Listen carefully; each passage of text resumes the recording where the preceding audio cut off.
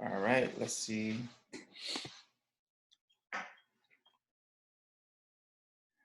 See what we got here.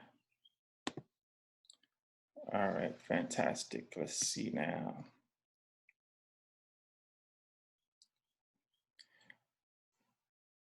All right, so hopefully everybody is doing well, or as well as one can be during these times. But of course, we choose to stay positive. We choose to stay focused on our mission, which is one of the reasons why we put together this program this evening, well, this afternoon, I should say, to keep the energy going, right? So I want to welcome everyone to the Shiro's virtual book tour. Okay, so, and it's the last day of Women's History Month, right? So it's only fitting that we opened up Women's History Month, March 1st, with a program in the Unlock Your Heart's Might program in Brooklyn, New York on March 1st. We opened up Women's History Month, so it's only right that the last day of Women's History Month, we close it down with this program, the Shiro's virtual book tour with Professor Bayyinah Bello. So again, I want to welcome everyone. Hope everyone is doing the best that they can, protecting yourself and protecting your families. Just following all the protocols, keeping yourselves healthy, eating healthy, drinking healthy, and all these different things to keep ourselves safe.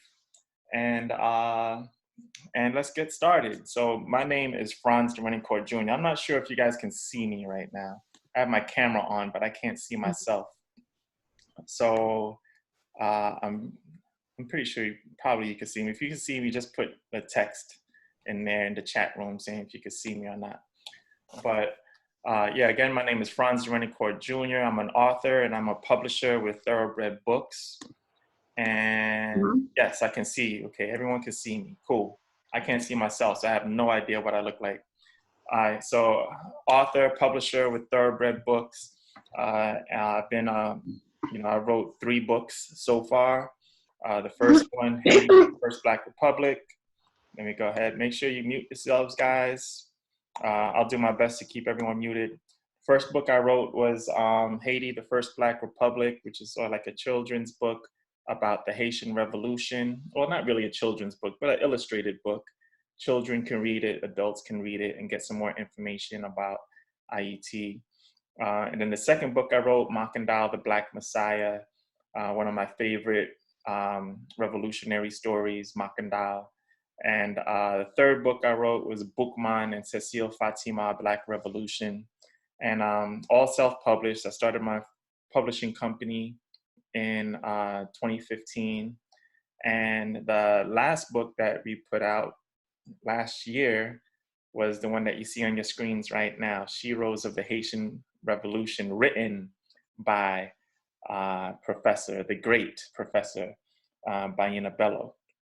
So the book came out last October of 2019, and many of you may have joined us. We started our book tour in November, and we went pretty much all up and down the East Coast, right? And we had a lot of different plans to go more different places in the country before, all of this lockdown stuff happened. But we were able to do a lot of things between November and February, right? This was the list of cities that we had on our schedule. Many of these cities that you see here, we visited. A few we didn't get a chance to visit yet, like Richmond, Virginia. We haven't gotten a chance to get to Montreal, Charlotte, we haven't gotten to yet. So list your cities. If you haven't gotten to your city yet, put your city in the chat room so that we can make sure when all of this is over that we hit that city if you haven't come to your city yet. So, but we had a great time, man, over the past 3 months since we've been on tour. We've been to many different cities, connected with thousands of people, right? I just put together a little collage of the different places we've been. We've been to Atlanta. That was a great turnout. That was actually the very first tour stop, was in Atlanta, Georgia. We had a great turnout. I mean, the energy was fantastic, and we didn't really know what to expect, right? But this turnout was amazing, and it kind of like set the tone for the rest of the tour. And then after Atlanta, we went down to Florida. We had 3 stops in Florida. We were in Miami, we were in Fort Lauderdale, we were in Pembroke Pines, and it was great.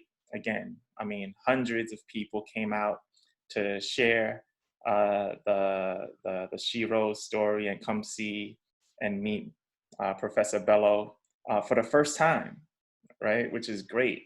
I remember the first time I met Professor Bello in Baltimore, Maryland, and it was a great experience for me, right? Because it was a person that I had a tremendous amount of respect for.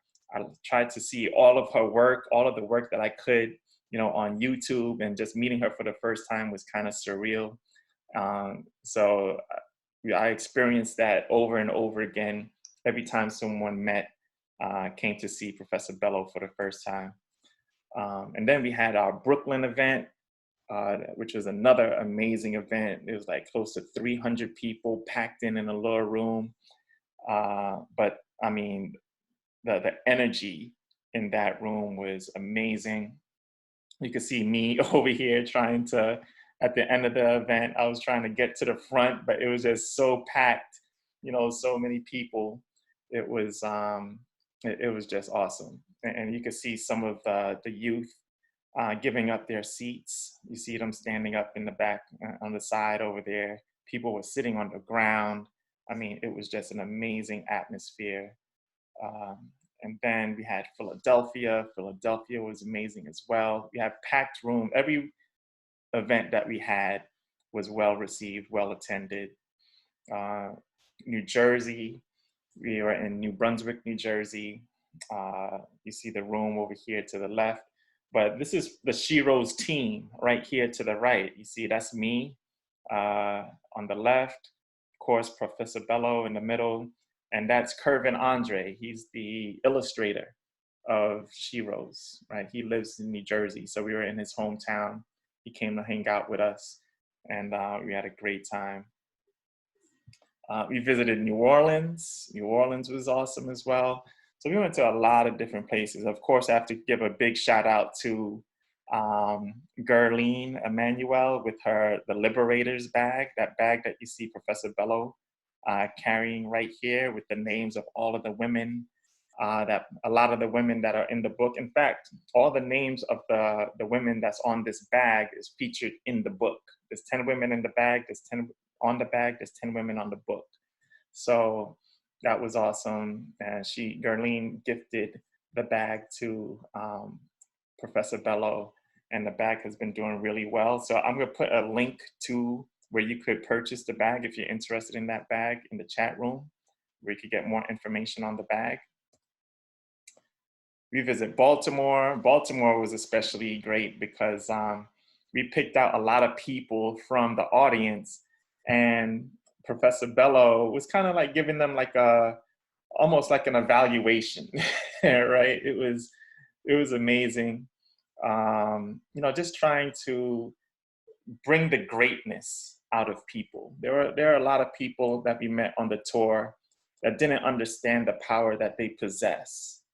And sometimes it was more difficult than others to make some people realize how powerful they really were, and that they really are, right? So that was another great part of the tour in Baltimore. Washington, D.C., we went to D.C., Silver Spring, a lot of different places. This was at Sankofa Bookstore in Washington, D.C., another packed room. This is one of Professor Bello's biggest fans right here. That's my daughter, Maven. She did a great job helping us set up the room and break down the room. And of course, that's my good friend, Mariama. After this presentation, she works for the US Embassy in IET. and she ordered 100 books to distribute in around in the U.S. Embassy in Haiti. So a big fan of Professor Bello as well. And we went to a few other cities. It was just awesome. The whole tour experience was amazing. So I know a lot of people online right now that probably didn't get a chance to come out to one of these tours, and who knows, the Chiro's book tour is an ongoing tour, right? So we're definitely going to get back on the road as soon as we can, but we want to keep the energy flowing, right? We received so much energy and positive vibes on this book tour. We didn't want it to end. And I spoke to Professor Bello last week. I told her I was doing this Haitian History 101. Not sure if anybody on here was able to attend my online sessions with Haitian History 101. And I told her it was well received. And she said, okay, well, let's do one together. Yeah, I want to do one as well. I was like, okay, great. What would you like to do? Well, let's keep the book tour going. So this was completely Professor Bello's idea to have this virtual book tour so that we could connect with you guys. And so I'm gonna introduce her very soon, but first I wanted to play a clip from YouTube. This is actually from the Brooklyn tour event. And there was a couple of people that had some testimonies of how they felt about meeting Professor Bello. So I'm just gonna play this very quickly. All I can say is I'm in awe. There's no words to describe seeing this queen live, speaking the type of knowledge that's been put in the book. This is a memory that goes down in the records as being one of the greatest moments, not only as a Black woman, but as an Haitian. And the fact that we have a book now to represent us wherever we go, no matter what form we in, is a treasure. Hey, today's talk was absolutely incredible. I think it's very, very important for us to know our history told by our own people, because for some reason Haitian history has been demonized and is still being demonized because of what it means to the world. And to hear it from our own scholars in a different light, I understand why it is being demonized. It's a great history. It's a great blueprint for all of us to follow, Haitian or not. It's a great blueprint for all Black people, right? People of righteousness, people that want freedom, and people that just want to do well for this planet and others. I'm so excited today to get to meet Bayyinah Bello. I've been watching her on YouTube for a few years. This is such a great, great honor to be this close to her. Hey, I've made many attempts to get in touch with her. I even went to Haiti and asked people about her, but I couldn't get in touch with her. And I think she's phenomenal in terms of, talking about the history of the Haitian people and what we mean to the world. I think that's invaluable. There's no price you can put on that. So I just thought the talk today was really important for us, especially for young Haitians, to know exactly where we're from and what we stand for as a community, and just like to understand why we've been through so much struggles and why this system was created for us to just be oppressed this much. So the fact that there's a woman that's willing to share her knowledge and spread the word for us to be better as human beings and better collectively is just something that we must not sleep on. Nous besoin de monde comme Bayyinah Bello qui pour transmettre de génération en génération on sait de richesse nous gagnons et c'est un plus gros problème nous. Nous pas de problème d'argent, nous pas de problème matériel. What's going on, everybody? This is Franz Serenity Jr., author, publisher, Thoroughbred Books. Man, we just had a fantastic event this evening. We're here in Brooklyn, New York, my hometown. We grew up not too far away from here, and I was blessed to be able to bring over the Queen Mother, Professor Bayyinah Bello, to just give us those words, that nourishment that for our souls, right? It was a fantastic event.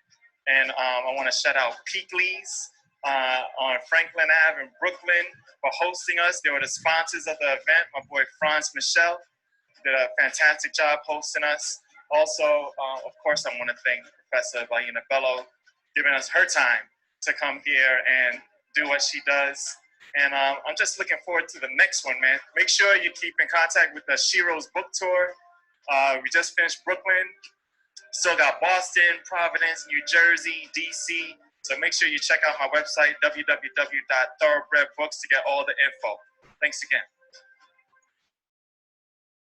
All right, fantastic. So without further ado, I want to,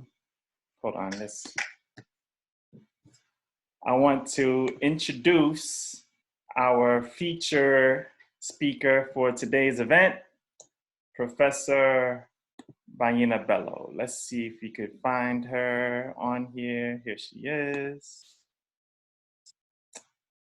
Oh, no, Nat. Greetings, Jumbo, Hotep. Professor, how you doing, mother? How are you? I am doing fine, thank you very much. Fantastic, awesome. It's always great to hear your voice. And I believe you're reporting live from IET? That's correct. Fantastic, fantastic. Okay, well, thank you so much for doing this. You have a packed room today, and the floor is yours. Thank you very much. And let me read what I see here. Know thyself, all the way to your creators, and this truth shall set you free. That is what we need to keep alive in our hearts, in our minds, in everything that we do. We must protect ourselves with our own thoughts, our own perceptions, our own divine relation with the cosmos. So, know yourself is vital. Don't let other people tell you how you should feel about you. We have been on this planet for I don't know how many millions of millenniums, but we've been here a long, long, long time. So we cannot allow other people's thoughts, people who have come up just yesterday, who've not yet understood what the world is all about, we cannot allow them to set our minds in their ways. So know yourself. Know your feminine, powerful self, as well as your masculine, powerful self. Know yourself. Ubuntu. That image is, to me, the most beautiful image in the world. This is something that we will see when we travel to Africa, before Africa was so disrupted from its course by Euro-Christian invasions, attacks of all sorts. That was a regular way to be, to sit, to be together. And that meant that in our philosophy, our way of life, the whole is always more important than the one. Ubuntu means that we always give priority to the whole and not to the one. Priority goes first to the whole. So with this image, there's a little, the story that goes with it is that a Euro-Christian anthropologist tried to convince the children that they should be competitive. And so he puts on some fruits or candy, whatever, something, and say the one who would run faster could have the candy or the fruit. And the children held each other's hand and ran together towards the basket. He said, no, you don't understand. So he explains again and over again, and the children do exactly the same way all together, they go to the basket. And in the end, one of them told this Euro-Christian person, what pleasure would there be if I had a basket full of fruit and I should eat it all by myself? The whole pleasure is in sharing. Of course, the Euro-Christian mind cannot understand that. But it is vital for us in this day and time to remember that is the essence of life, sharing. The plant gives us oxygen, we give them carbon dioxide. There is no garbage.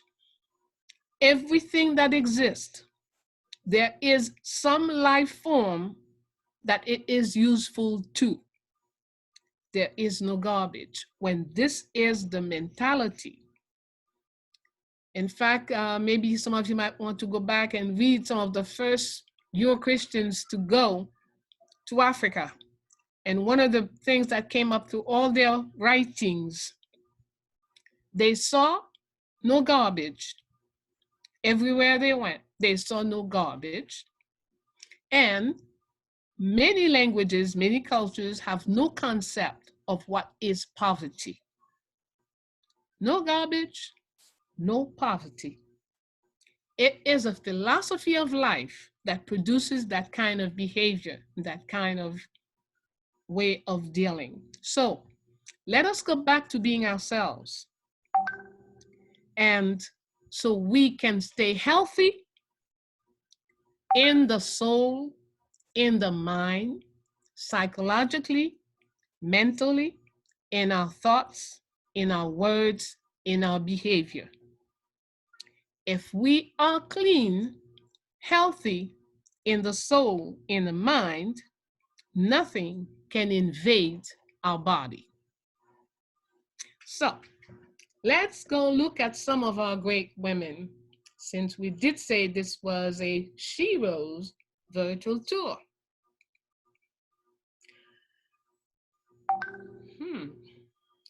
Anaçaona. Anaçaona is from the Arawak ethnic group, and she was part of the ruling crown in Haiti at the time of the invasion by Euro-Christians, barbarous, ferocious folks. And when they invaded the island, they started killing and slaughtering people. In less than 3 years, so the crown is made of 5 Arawak, Taino, Siboney, there are 12 different ethnic groups. So 5 people formed the crown. And Anaçaona was the one woman, and there were 4 men. Within 3 years, all 4 men were slaughtered. And she alone remained and fought to maintain Taino freedom for nearly 10 years. She did fabulous things that we need to know. One of the things mentioned is that she could, when the Euro-Christians were, they came with guns and rifles and whatnot, which she had never seen. But she could take a box of the stuff, spend the night, study it, figure out how it works.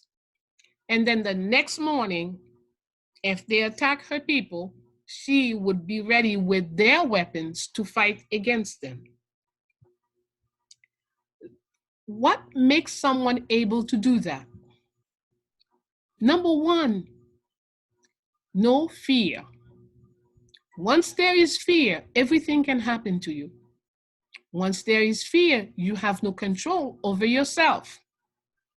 Once there is fear, you do not trust yourself to solve problems that you're facing. So fear is what a lot of religions use to get people away from themselves. Fear is what governments use to get people to do things that they clearly see are not good for themselves.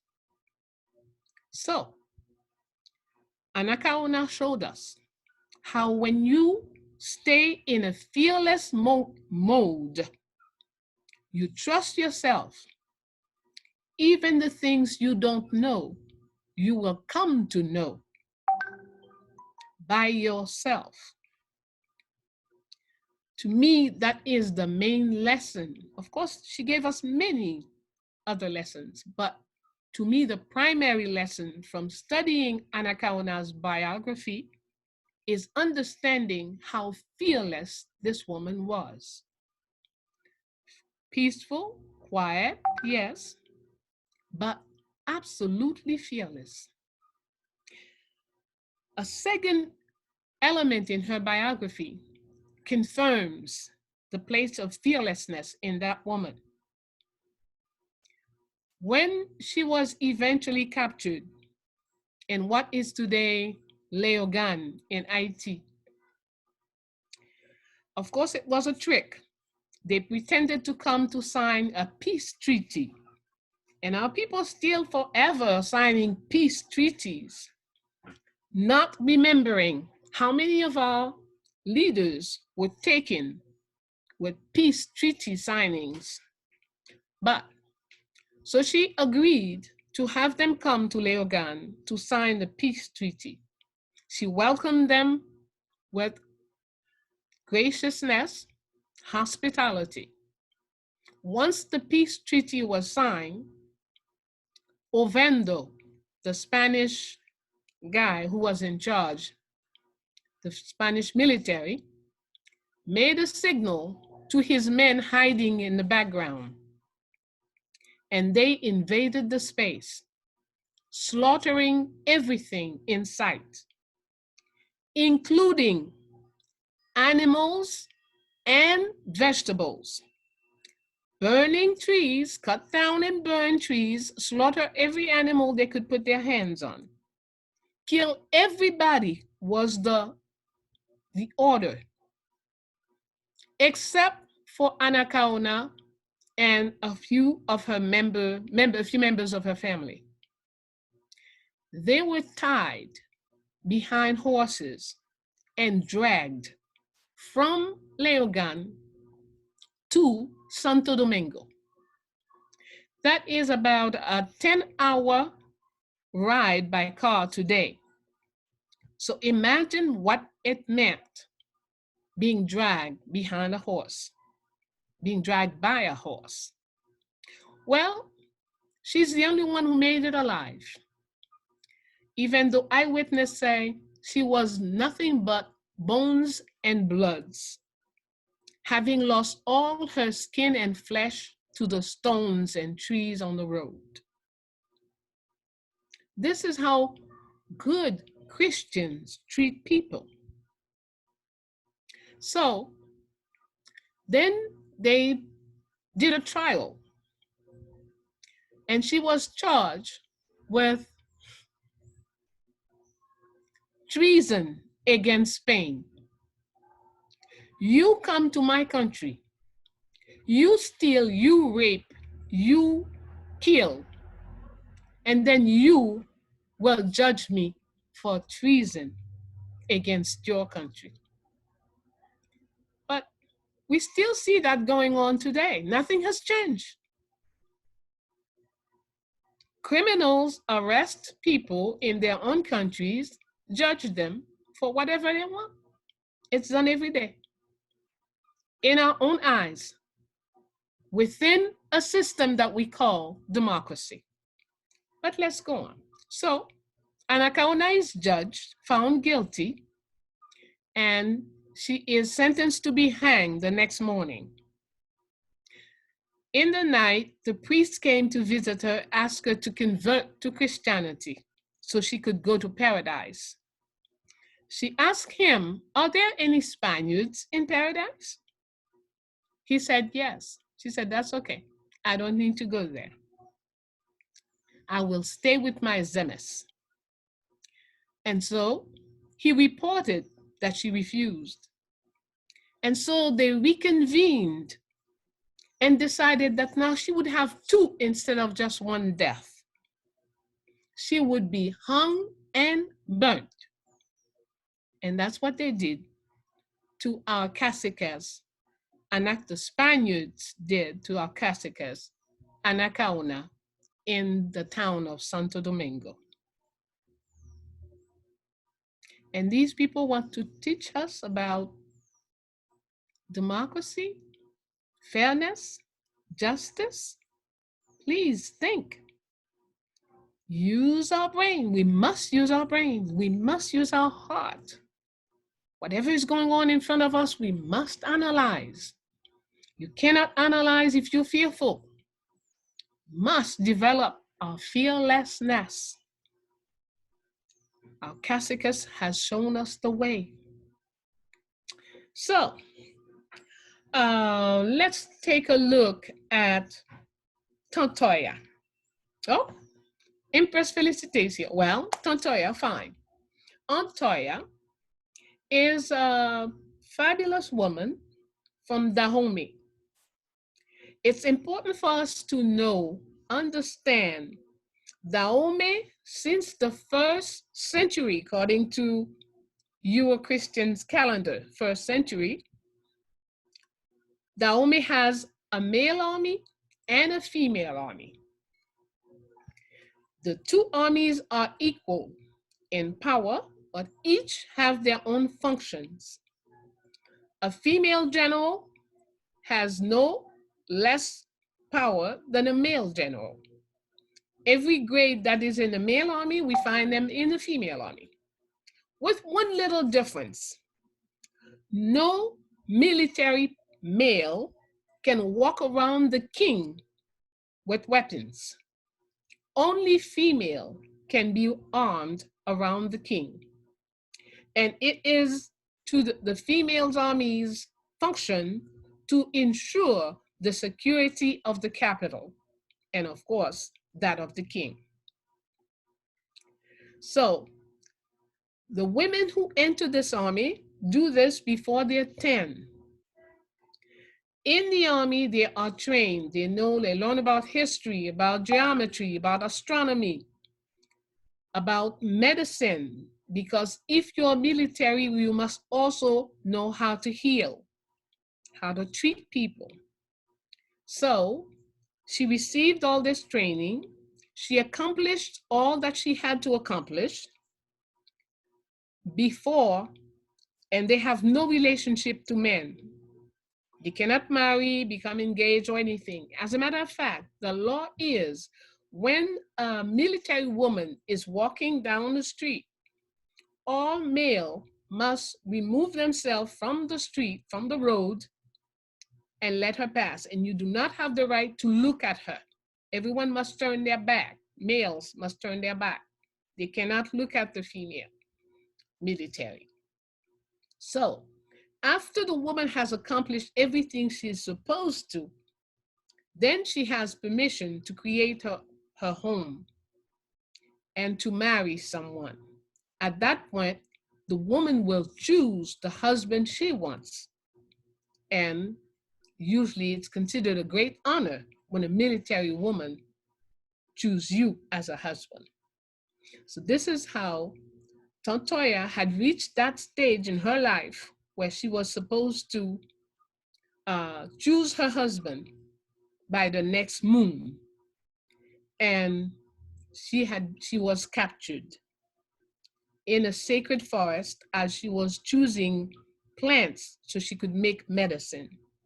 When you're in that position, you cannot be armed. So that's why she said that she felt eyes on her. And by the time she started fighting, she damaged quite a few of these men. So in the end, they came with a nest, and that's what they grabbed her like a fish and took her to the boat, and then was sold in Santo Domingo, in Republic, in Saint-Domingue. She was sold in Saint-Domingue. And the woman explained how the most humiliating situation for her was when she was put on a block. Here is a woman Men did not have the right to lay eyes on her. And now she was placed on a block, and all kind of men could come, touch her, touch any part of her body, count the teeth in her mouth, look every hole in her body, and give a price to buy it.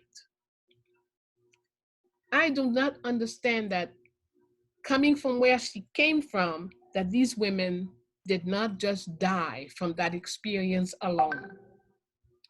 So it must have been something very powerful in them to keep them alive, to keep them, even after suffering this kind of humiliation, to still go on.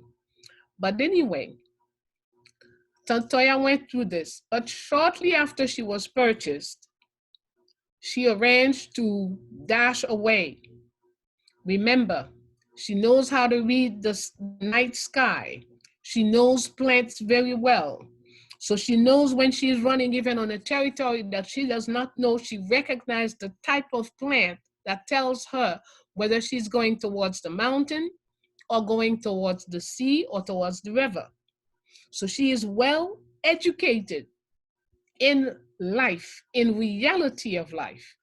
And that enables them, even though they did not know IT as such, but they knew about plants, about land, about skies, about water.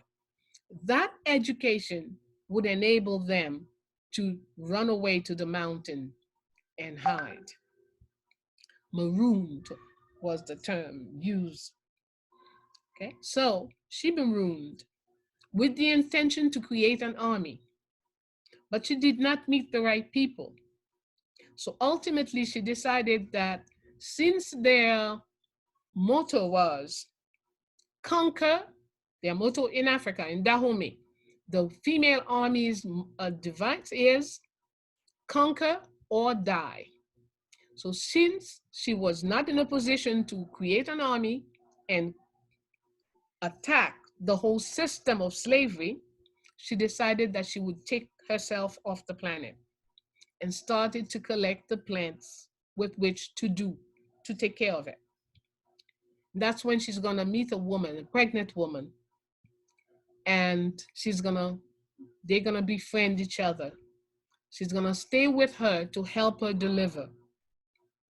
Shortly after giving birth to the boy child, this woman felt death coming. So she took her child, handed it over to Toya, and told her, please raise my child. Make sure he knows freedom. Toya hesitated, but ultimately she agreed. And she took on the charge to raise this child. So after burying the mother, Toya has now to decide how is she going to do this. Ultimately, she decides to go back to the plantation. She felt that if the child does not know slavery, the child will not be in a position to destroy it. You cannot destroy what you don't know. So she accepted to go back with the child and live the number of years he would have to within that slavery, that ferocious slavery system, that atrocious system, Euro-Christian slavery. So she went back. Often when you come back, the first thing was they cut one of your foot. She was blessed that did not happen to her. And she says many times slavery separated them, she and the child, but even more time, life brought them back together. And that is how she was able to train this young man spiritually, teach him the history she knows about the great kings of Africa, great queens of Africa, teach him militarily, train him militarily, teach him how to take care of people who are wounded, because if you're a military person, you must know how to heal. The two must work together. And so she taught him everything that she knew, and especially telling him all the time, Your mother said you must know freedom. You must bring freedom if you are to know freedom. And this child, we come to know him ultimately as Jean-Jacques Dessalines, raised by Agbaraya Toya. So here we are. We have looked at two great women. One from our Taino Arawak heritage, the other from our African heritage. One of the things that we say at Fondation Félicité all the time is that there are quite a few chapters missing in Haiti's history. Of course, our history is not yet written because what we have is often the perception and the methodology of our enemies. The people who hate us most wrote and created school for us. So one of the causes, one of the impact is that since your enemy create your school for you, then in that school you learn to be your own enemy. We around the world, the children of Africa must face up to this fact and stop bragging about the certificates and diplomas that we receive from our enemies. We must question everything we think we know, and we must go after our own perceptions and methodology in what we do. If we are to become ourselves, then we will become intellectuals within our own world knowledge, our own cosmic perception. Then we'll become intellectuals. So here are two examples that we look at today in this virtual tour. We don't want to talk too much. We want to have time for some exchange. I thank all of you who decided to join us today. And I would like to be able to answer some of the questions that you may have. It will be a pleasure. That's really the fun part of it, is when we can exchange with each other. Absolutely. So Ma, do you want to take questions from our audience? Certainly. Okay, fantastic. So feel free, anyone, to, I have all of the sheroes, the images of the sheroes here, right? So if you have questions, if there's any shero that you would like to know more about, then Professor Bello would be more than happy to share insights on any of them. So if you would like to unmute yourself and ask a question, or you can ask a question through the chat room, please feel free to do so.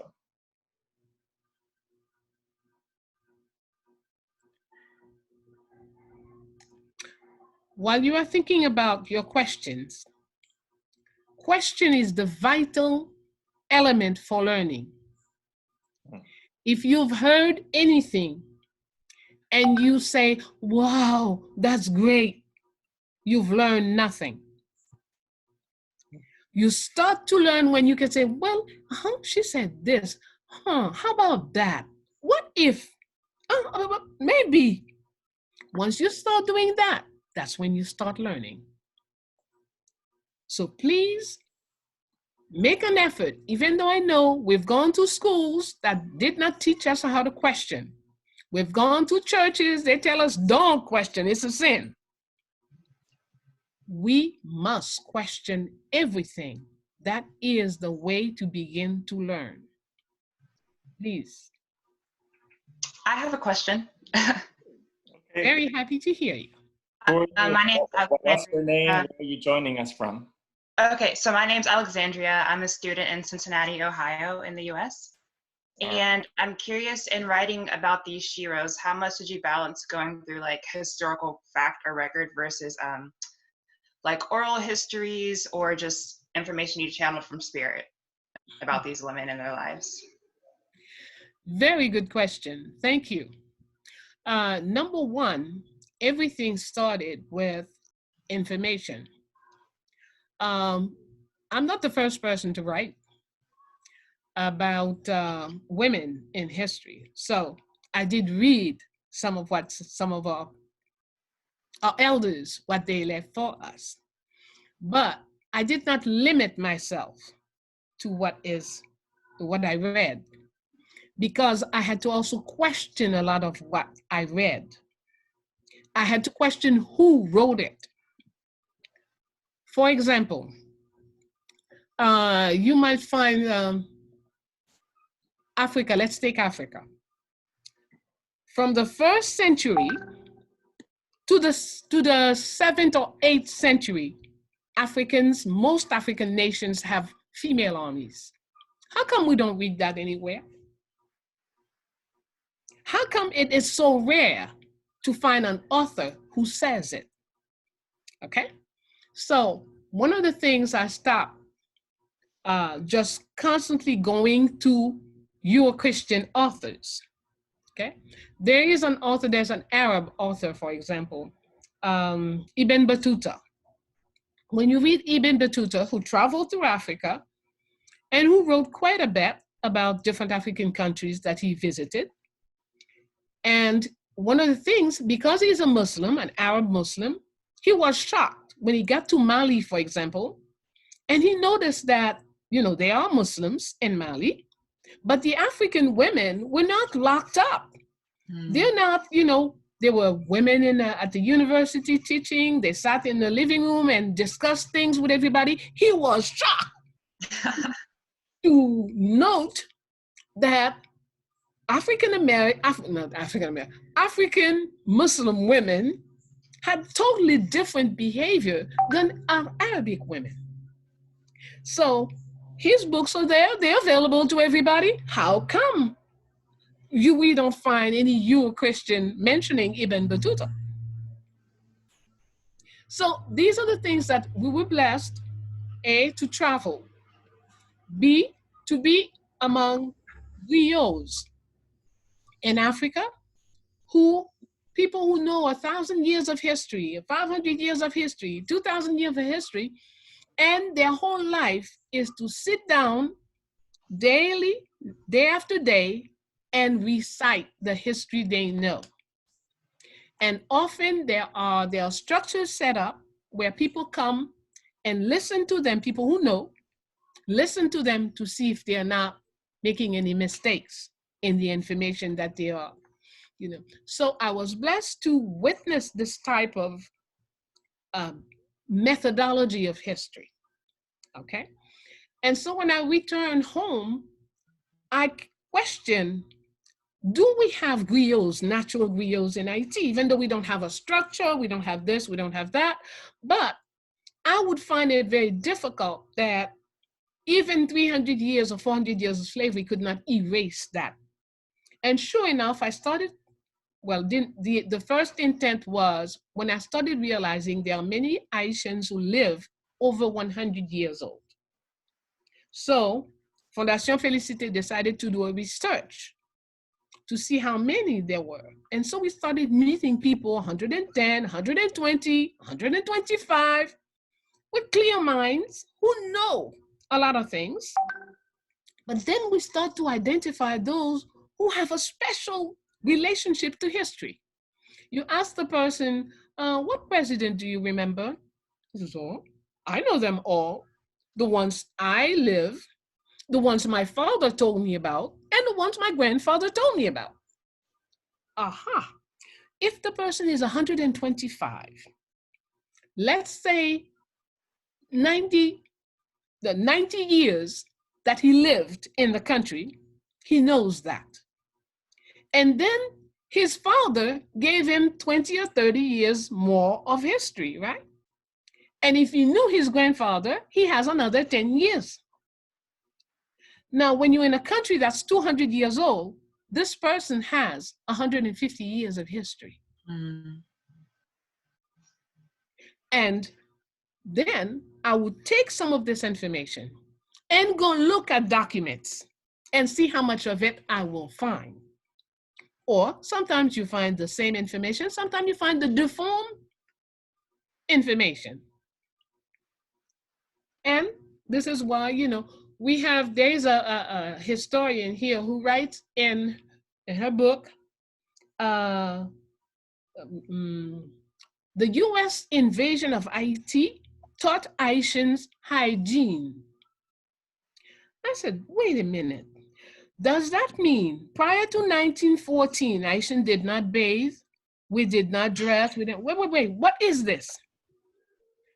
Now, I took this information and I asked somebody who did not go to school, but who's a natural griot, who knows, who's passionate about history. And I asked this person, hey, I'm reading in this book that US occupation taught Haitian how to bathe, how to be hygiene, to keep hygiene. The person said, what? What kind of people said that? I said, well, you know, an intellectual person, someone who knows, who went to school and knows how to read and write. He said, nah, that's impossible. Someone who knows how to read and write could not say that. Because, first of all, water is never a problem in our country. We have the big rainy season, the small rainy season, we have the this, the that, and we always do. We have the cannery, we always have water. Haitians are very clean people. Do you know that we wash our rice 7 times before cooking it? I said, who? Excuse me. So I realized I wasn't that clean a Haitian myself because I don't wash my rice 7 times. But that was the practice. You see? So as you speak to, I took information from books and bring it to natural griots and look at their reactions. And then I took information from griots and went to the books and papers and look at what I find. And through this questioning and analyzing, I became comfortable. I developed convictions about certain things. Any things that I have doubt about, I don't write and I don't speak. But once I am convinced this is where the truth lies, that's where I make a stand and I speak it. Okay. Fantastic. Yeah. Thank you so much for that. Okay, so we have next was Wahida. Wahida, are you still there? Yes, I'm here. Hi, how are you? I'm in Central Florida right now in America. Thank you for putting this together on live. I did have a question, but you have brought up such a good point about questioning things in books. I think one of the things that I find very frustrating is we live in a time where everyone always says, you know, read books, read books. Of course, we absolutely have to read books, but I think people just give their trust 100% to everything they read in a book. And so whenever you have any kind of discourse or discussions or disagreement, as soon as somebody points something out that was written in a book, it's always taken as a fact. And I find that very discomforting, because a lot of times things that have been written have, you know, obviously been written by people who are not coming from an Afrocentric standpoint or coming from a standpoint that benefits us. So thank you for bringing that important point up. The question that I had was, you were talking about Ubuntu, and you gave the example about the children when they were running, they all ran together. And the question that I have is, I think that the difficulty is, with all of us being so far indoctrinated, we understand very much about individualism and so forth, and understand that we would run to the basket ourselves. Whereas the boys or the kids in the example you gave, they weren't brought up that way. So it was automatic for them to run together. And the question becomes, how do we deconstruct that notion? Does it have to be gradual? So for example, does it have to be somebody who runs to the basket and says, you know, no, I want to share everything here, I don't want the basket for myself? Or does it have to be just a complete destruction of that idea of running by yourself? And just from I guess the question is, do we have to go from one extreme to the other, or is there a gradual transition we can take? My belief is, number one, we must face up to the facts. We need to say to ourselves, Like I had to say to Bayyinah about 40 years ago, say, my girl, you are not educated. Something wrong with you to think you are. You are conditioned. You need to check this out. So I had to have a conversation with Bayyinah and face up to certain things that I was very proud of. I needed to get rid of. And I needed to get to the truth. So the first truth I had to face was, you are not educated, you are conditioned.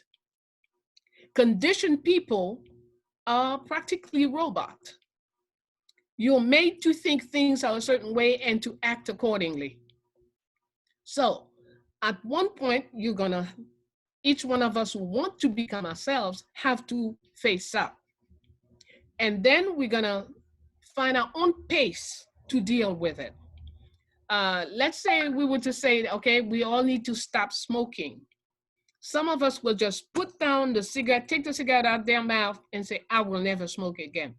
And that's the end of that. Some people do it that way. Others have to do all kinds of different things until they get away from the cigarette. So no one can tell you how you're gonna get back to yourself. But once you decide you want to be yourself and you admit that you are not yourself right now, then you will start finding the right steps to becoming yourself. Let's take something very simple. Very often we hear people say, well, I have a PhD in philosophy, and Engels is my, I admire the work of Voltaire, Molière, Engels, blah, blah, blah, blah. If we go back and look at the biography of each one of these people, for example, Voltaire, most people of his time considered him the most racist of all racist. Molière is a racist. Engels is a superb racist who wrote in his book, Africa has no history. Africans have no soul. And then I'm going to be writing books and quoting this person? Something wrong with me, not with him. Something wrong with me if that's what I do. It's like somebody saying that they love George Wallace as governor, Black person saying how you love George Wallace as governor of the United States. Or any other racist politician, declared racist. Something is very wrong. What do you value as truth? So we need to seriously look at the facts, question things not from the point of view of those who've always given us the information. There is need for a little bit more hard work. But the first step is to decide to deal with one truth. I am a conditioned person. I'm not yet an educated person. I want to become educated, so I must stop functioning under conditioning. If the church did decide, it is an official text saying that we have no souls. If Black people have no soul, how come today we are the majority in every church, everybody's church, and we don't question why? Why is it that there's an Anglican church, there's a Seven-Day something church, there is a whatever something church? All of them say Bible is the base. Each write their own Bible. But Black folks go into their different churches. We never feel the necessity to write our own Bible. We go with whatever Bible they have. Something wrong there. If we say we are intellectual, if we say we are thinking people. See, so there is a very important work for us to do on ourselves. Those of us who feel we are intellectuals, we've gone to the university, but look at whose university? When you are writing, how many times can you quote another Black person? In whatever theme, whatever area you're writing. You don't worry about it. But they make it their business when they write, never to quote you and I. So how can you be yourself if everything you're reading is somebody else's opinion? But let's not lose track. We are doing Sheroes virtual tour. So let's look at another one of our women, another one of our example as to the power we have sleeping within us. And let's look at powers that we are not using. Because whatever they did, we can do even more. Because that's the way life goes. If your mother did such and such, you have the ability to do what she did plus if you were raised by your mom. So let's grab, maybe time for us to sing a song. Ibo lele o, maya magamun pajwe o. Ibo lele o, maya magamun pajwe o. Simtela le ganmetela, simtela le ganmetela, simtela le ganmetela, lita mutrim dan seibo. You know, one of our things says, you cannot speak without singing because music it opens up doors in the heart, in the mind to enable the talking to enter. And this song about Ibolele, the divinity of human memory, says, the last part says, if I was living in the time of my grandmother, she would have taught me how to sing and dance. So the importance of transmission from one generation to the next. Very important. Transmission from one generation to the next. We can never be as strong if all we do is Google it. Call grandma, call auntie, ask them what they think. That's where your strength lies, because you have to keep grabbing their strength added to your strength. So next question. All right, fantastic. Okay, so next question. All right, for everybody, let's do our questions verbally and instead of text, because the chat room is getting a little bit crazy. So there should be a raise hand button in your menu. If you click your menu, it'll say raise hand. If you click it, then it'll pop up on my filter. But the next question comes from Jade Arendelle. Jade, you could go ahead and unmute yourself to ask your question, please. Or if you're still there. Yes, I'm here. All right, fantastic. Go ahead, Jade. Hello. Can Hi. you see me? Can you see me? Okay, great. Hello. Thank you so much for having this event. I came to the event in Washington, D.C. at Sankofa Bookstore, and I'm a friend of Haitian Bello. So I wanted to come on today and send my love and really support this event.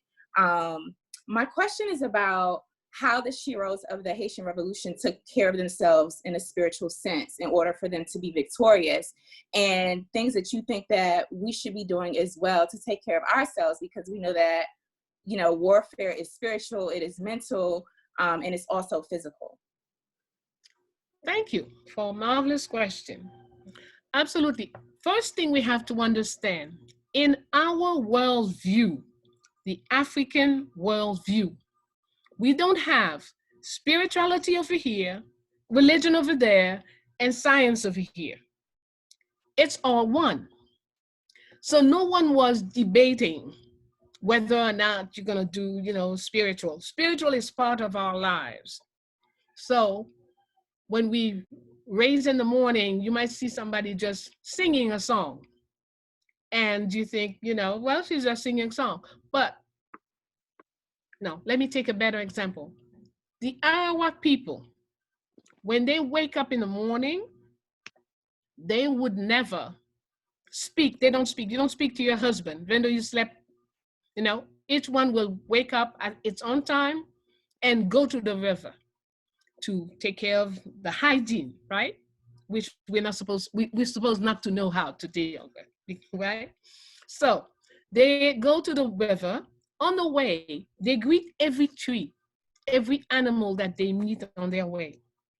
And before entering the river, you do greet the river and ask the river permission to enter and take care of your business in the river. So it looks like a very ordinary, very nonsense, nothing gesture. But what it tells you is that we are dealing with a people whose perception is that the entire cosmos is part of their lives. Therefore, the respect, the politeness, the everything that you think you owe to another person, in their worldview, they owe it to everything alive. So when you enter the river, you take care of your business. On your way out, you might meet your husband on his way to the river. Now, you're still not going to greet him because he has not greeted all the greater ones yet. So you will cross each other without saying anything. Then he goes to the river, takes care of business, and on his way back, then you guys are going to greet each other. Because that perception is the river, the trees, the animal, all of these life forms are greater than us. So we greet the oldest ones, the this, that one first. So the spirituality is in every gesture. It is in everything that we do. It is in everything we choose to eat or not to eat. For example, again, Arawaks do not eat birds because they tell you the birds are their cousins, but they do eat fish.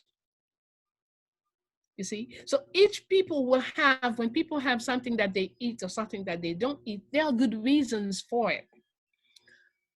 They use birds, for example, for transmitting messages. If they wanted to send information from Port-au-Prince to Cap-Haïtien, they would have a bird take it there. Another very interesting element, the Arawaks never raise, they do not keep any animal into bondage. Not a horse, not a dog, not a bird, nothing. Every animal is free. But yet, when they need an animal, let's say I need to go to Okai, from Port-au-Prince to Okai, so I need a horse. Then I will go in the area where there are horses and I will make the right sound for the horses to come. And I will tell them where I want to go. The horse who is interested in accompanying me will take a certain position and the others will go away. Then I know this is the horse I will go with, Okai. So the relationship, the spirituality is in everything you do. It's not a situation of, okay, Monday, Tuesday, if we take Italy, for example, we take the mafia, Monday, Tuesday, Wednesday, Thursday, Friday, Saturday, I go about my business of killing people. On Sunday, I go to church and I receive communion as a good Christian. That's the way it goes. We couldn't do things like that in our worldview. Even, and I will give this one as the last one. At one point, Christopher Columbus wanting to build something, demanded that they cut down a tree, demanded to the Arawaks to cut down this tree. And the people said, no, we can't touch that tree. This must be maybe 600-700 years old. None of us will live that long. We cannot put our hands on it. Nonsense, cut me down the street. So he started shooting each person who tried to explain why they could not cut down the tree. He killed 580 something people before he got one guy who accepted to take the thing and start to cut down the tree.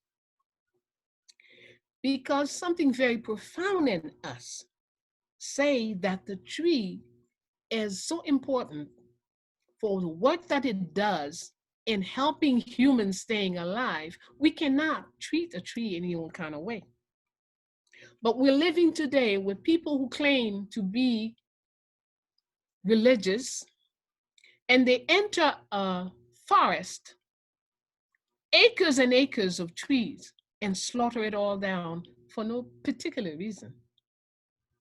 So we need to start valuing life. You begin to build your spirituality by giving the value to every living thing. For example, here at Fondation Félicité, in the morning at 8, we bring the flag up, raise the flag.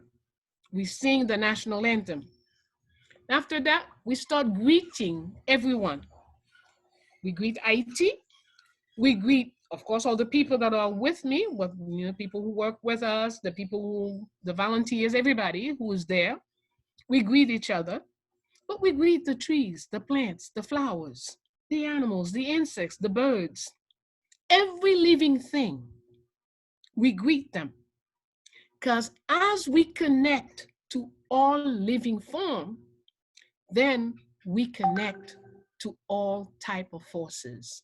We don't know which force we will need at any particular moment. So respect to all life form is the first step to spirituality. There is a song that says, Feuille nan bois, supposé, feuille nan bois, supposé l'ennemi barre moi, feuille nan bois, wa sauve moi. I am sure this song was sang during the revolution. It says, leaves on the tree. Let's just suppose the enemy was after me. Leaves on the tree. I'm counting on you to save me. So you see, spirituality doesn't mean go someplace and recite something or sing. No, it's your relationship with life, all life forms. Beautiful, beautiful. Thank you. Beautiful. Okay, next question comes from Cuento, Iwa Cuento. You could go ahead and unmute yourself and ask your question, please. COSAP family. Okay. I am from Baltimore. I did not see you here. I actually got your book from Baba Baruti in Atlanta. And well, probably not coincidentally, but today he wrote the book Nayan Sesam. Today's passage was about the fallacy and the false pride that we get in Eurocentric education from, having a degree. And that my husband thought this morning, there was Baba Amos Wilson. He did one of his lectures, and he said it'll be the intellectuals, the nuclear physicists, who go kiss their wives goodbye in the morning and they'll go into a lab and create a bomb and blow us all up. So we definitely have to, balance what we're taking from a Eurocentric society. I guess I have more question-comment thinking about you were speaking of the natural griots or gelées, and us taking our stories and our history, or our story really, and speaking that and taking the power back to write our own narrative. A lot of times there's, kind of debate on, especially here in the US, on building here. On what? building here, on taking our story and building in the midst of a European dominated society. You know, it doesn't seem very feasible for us as African people to think that we can build in societies where Europeans dominate. So many of us, you know, for the most part, our goal is repatriation. So I want to know, I guess, your thoughts on that. If there is, you know, as I look through the Shiros, we see where in the past our ancestors, they built and they fought for freedom where they were. So I guess I'll say my question is, do you see it as feasible to build in the midst of European dominated societies? Absolutely. You have to fight wherever you are. If we keep saying, well, when I get to, I will start fighting when I, You stand here, you make your stand right there. Okay? If you travel 5 years from now, then you will make your stand wherever you are. But there is no wait for. If we notice this past few weeks, we hear every single Euro-Christian leader speaking of war. We have not heard the word from any of our leaders. There is a war going on, but most of us are afraid to say it. And it's been going on for a long time. Now some people are admitting it. So, what do you decide? Do you think our Shiros, any one of them, had to think any moment that, well, if we wait for, see, for example, we take Toya. She could have said, well, let me wait until the baby is older, blah, blah, blah, blah. But she said what? I'm taking this baby into the slavery system so the baby knows the system from day one. And so that baby can crush that system. So 2 things are important. One, you have to have an objective. Objectives. We live day to day without ever establishing where we want to go, what we want to do. Getting a new car is not an objective. It's a thing. Getting a house is a thing. That's not an objective. Where do you want to go? Where do you want to see us 10 years, 20 years, 30 years, 50 years from now? That's objective. And if you don't set any objectives 5, 10, 20, 30 years, you're sure not to see nothing. Those who get somewhere are the ones who plot and plan continuously. If you plan for 5 years, you don't get what you had planned for 5 years, and you make the next plan for the next 10 years. Then you make the next plan for the next 25 years. But if you say, well, I did try, I tried to make a plan once and, it just didn't work out, well, you're not serious about anything.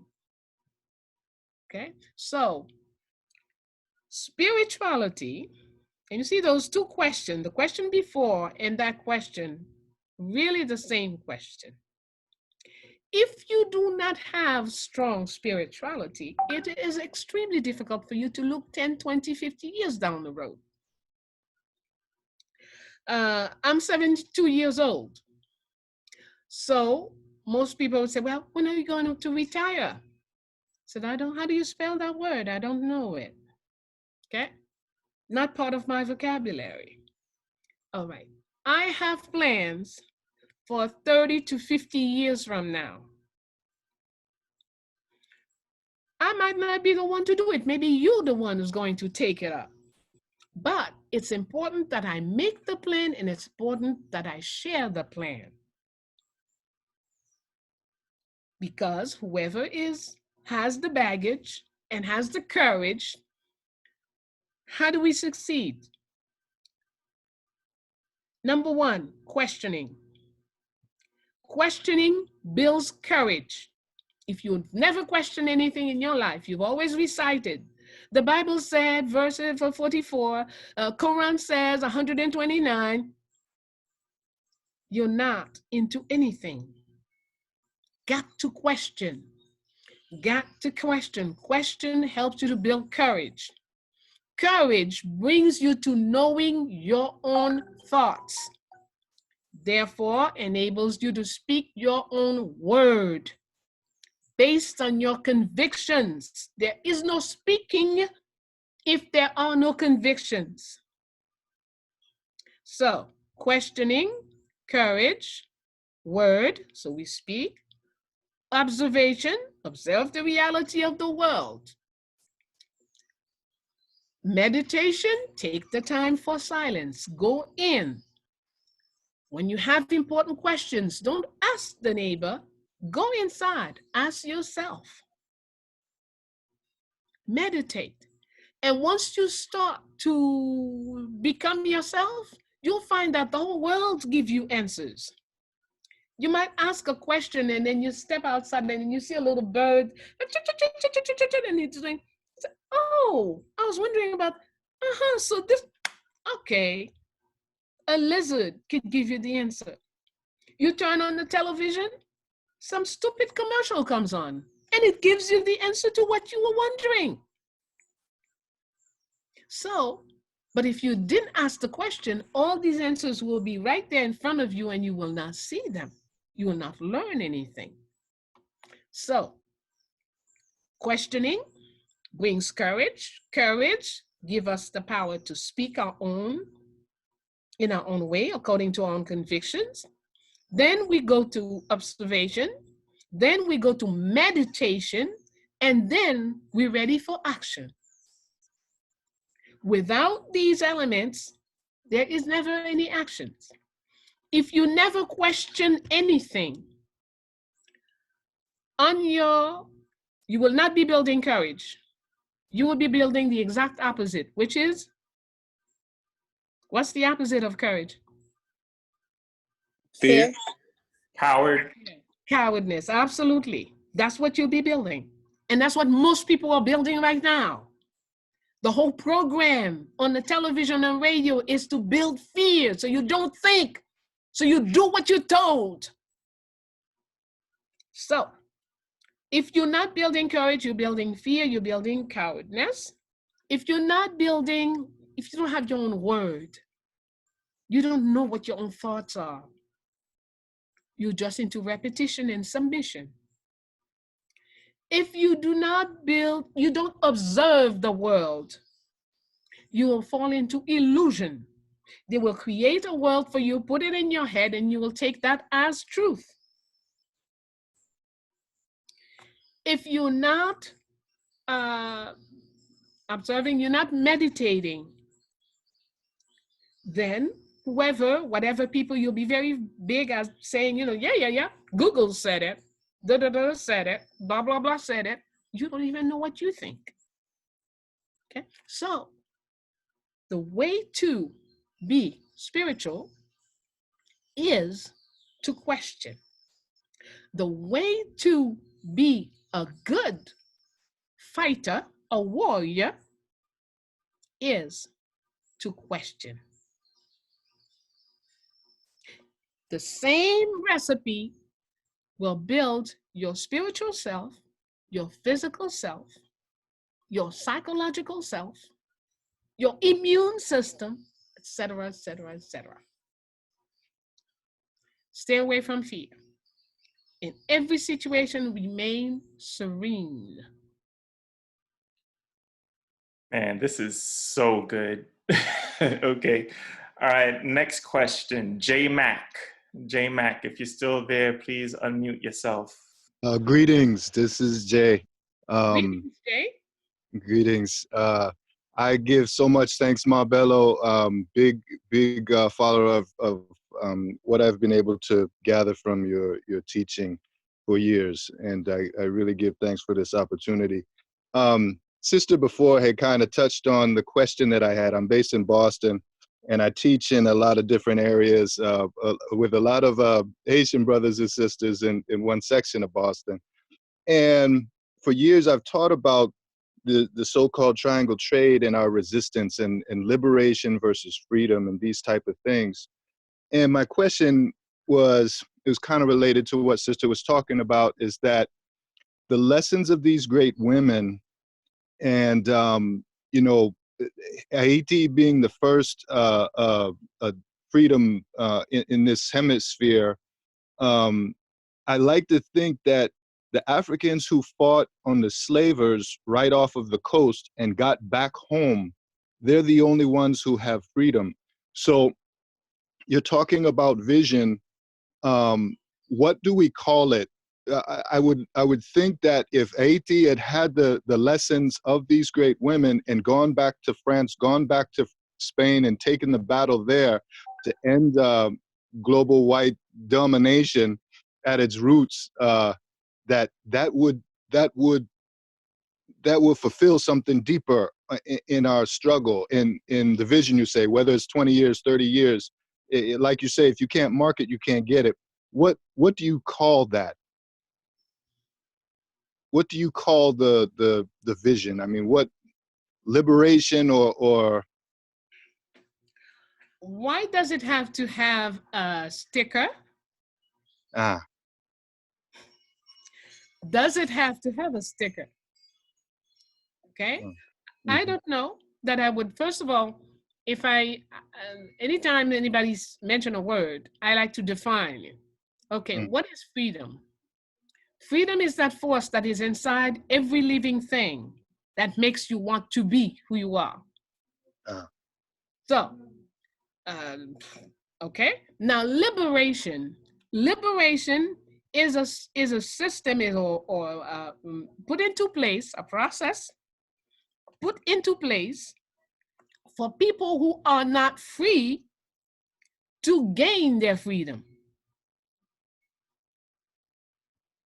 I'm with you.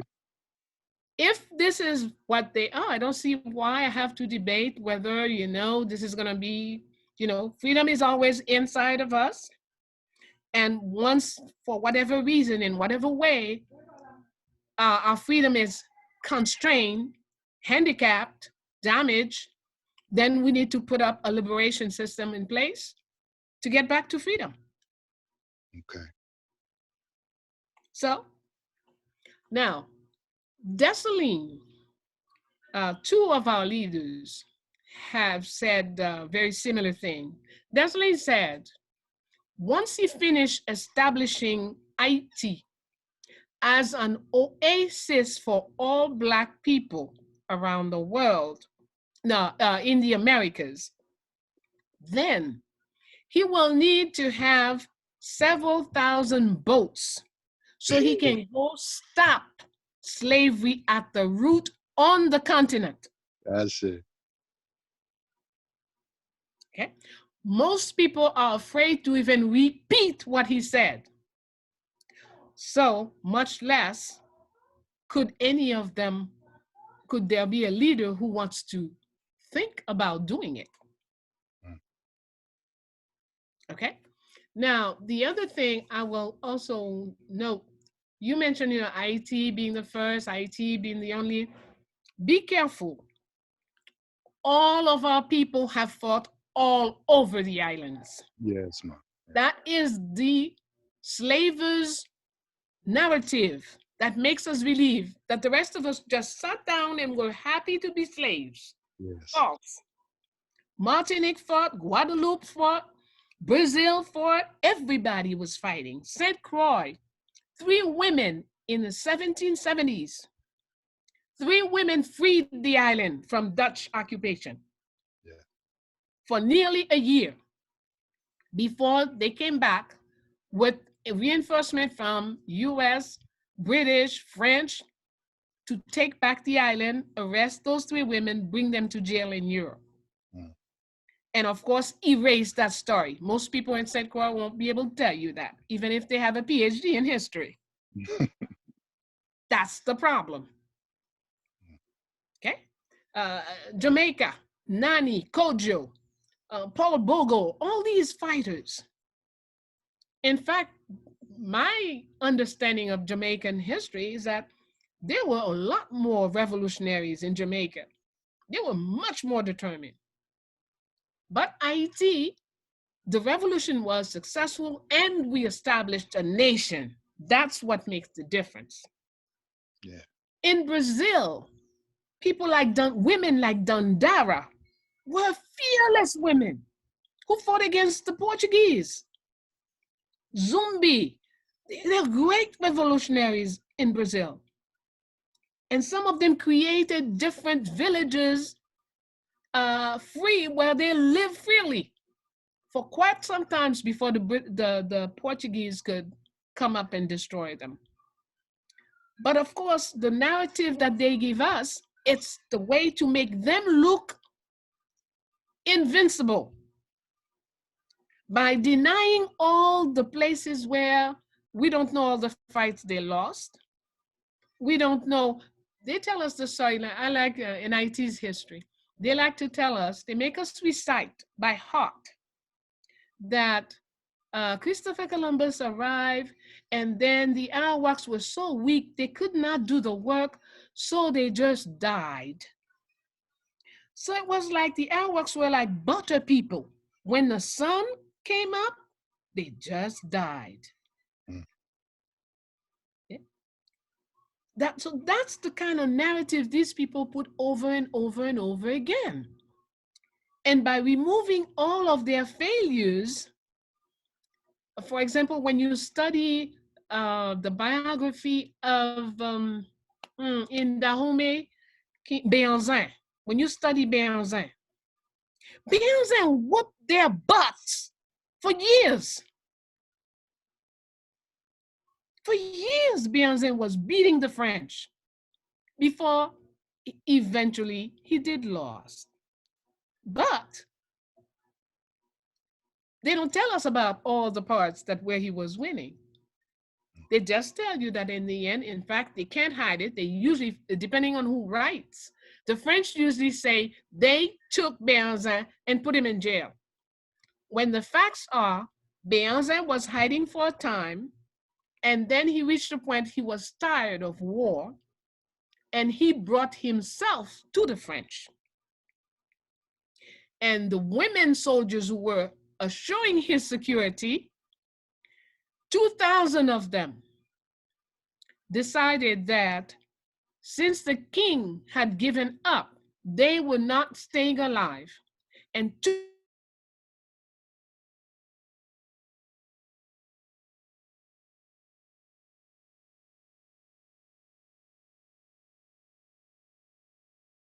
You're muted, Mama Bello. We can't hear you. Oh, I did that? Sorry. Okay. So I don't know what was the last thing you heard.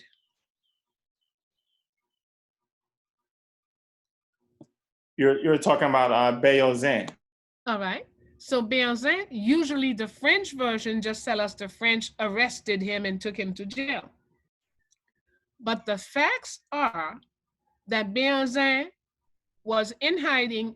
It's true, he was in hiding, and they couldn't find him. They searched all over. And then he decided to come out and, what you say, when they come with the white flag, you know, he didn't want to fight anymore. Surrendered, thank you. He surrendered. And they said he was tired of war. He did not want to fight anymore.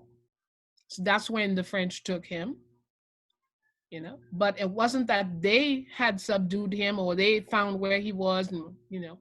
And the 2,000 female soldiers who were with him, once the king gave up, they said their life was to secure the king. And since the king is now into enemy's hand, they don't deserve to live. So they lined themselves up, 2,000 women, each with her dagger in hand, and stabbed herself. We're talking about people who believe in what they're doing, people who take their words seriously, people who respect their words. That's what we're talking about. Awesome. Thank you. Thank you for that. All right. Next is Atrice. Atrice, if you're there, please unmute yourself. Ask a question, please. Atrice. Atrice going once. We can't hear you. I see your mute going off and on, but for some reason I can't hear you. Atrice going once. Atrice going twice. All right. Let me go to the next question and see if you could fix the issue, and then I'll come back to you, okay? I'll leave your hand raised. Okay, next is Christina. Christina Bastien. Christina with a K. If you're there, unmute yourself, please. Greetings, greetings. Thank you so much. And thank you so much. Do you all hear me? Can you speak again, Christina? I didn't, you were kind of sounding distorted a little bit. Christina? I heard now. No, you still. Hi, do you guys hear me now? Okay, yeah, I can hear you fine now. Okay, wonderful. Mama Bayyinah Bello, thank you so much for this. I really appreciate you.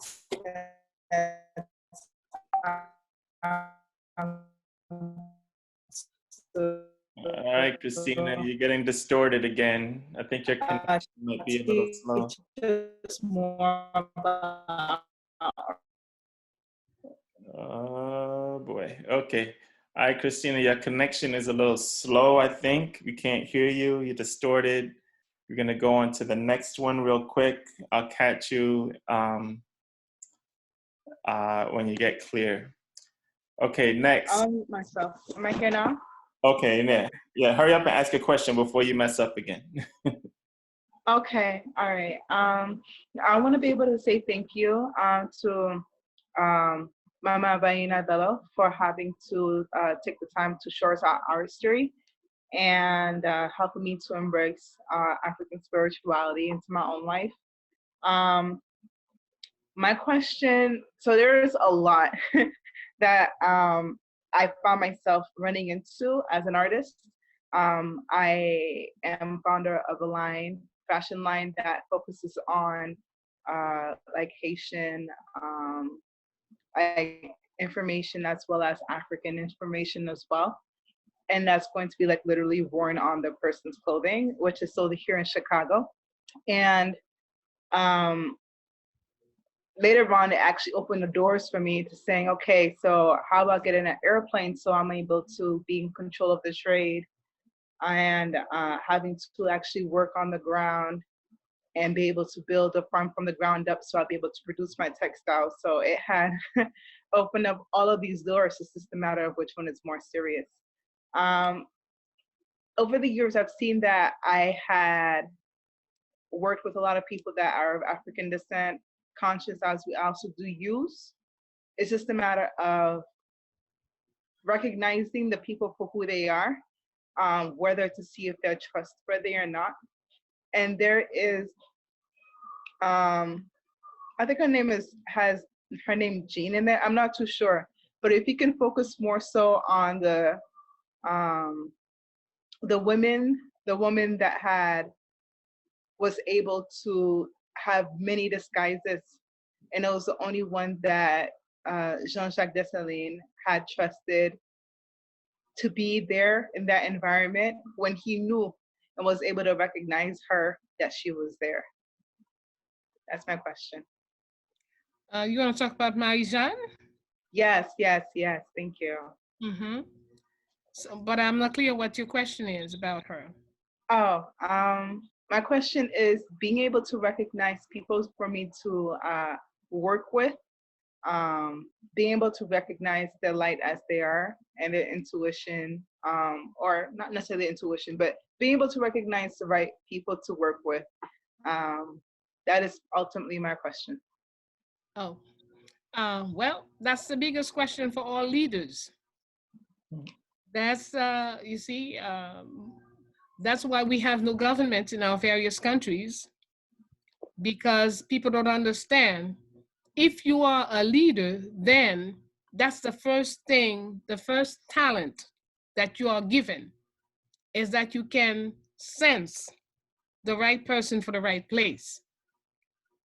So you don't have to take your cousin and put there, even though your cousin is totally unfit for this particular thing. You don't have to take your girlfriend or your this or your boyfriend or whatever. No. In order to make anything, a business, a country, whatever works, whoever is setting it up has to have the right gut power to identify the right people in the key places. Once you do that, then your business will roll, your country will run. Okay.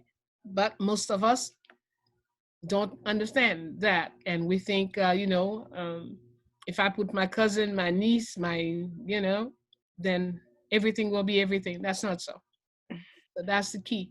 So meditation is one way to come to know that. It's actually because you do not know yourself enough. So once you know, here's about knowing us. People talk about knowledge of self all the time. Knowing yourself. If I know very little about Bayyinah, then it will be very difficult for me to get along with any one of you. Everybody will be a problem for me because I don't know Bayyinah. I am at war, inner war with myself. So difficult for me to get along with anyone for more than 2 or 3 times. But if I work on Bayyinah and I get to know Bayyinah this much, then simultaneously, I know each person that I meet this much. So I can clearly see with this person, I can do this, but don't touch that. With this person, I could do that, but not this other thing. So it's all about knowledge of self. The more you work at knowing you, okay? Let's say if I were to ask you, let's say you were wearing something blue, light blue today, and I ask you, today is Tuesday, why are you wearing a light blue blouse? So, well, that's what I put on this morning. Well, that's not a good answer.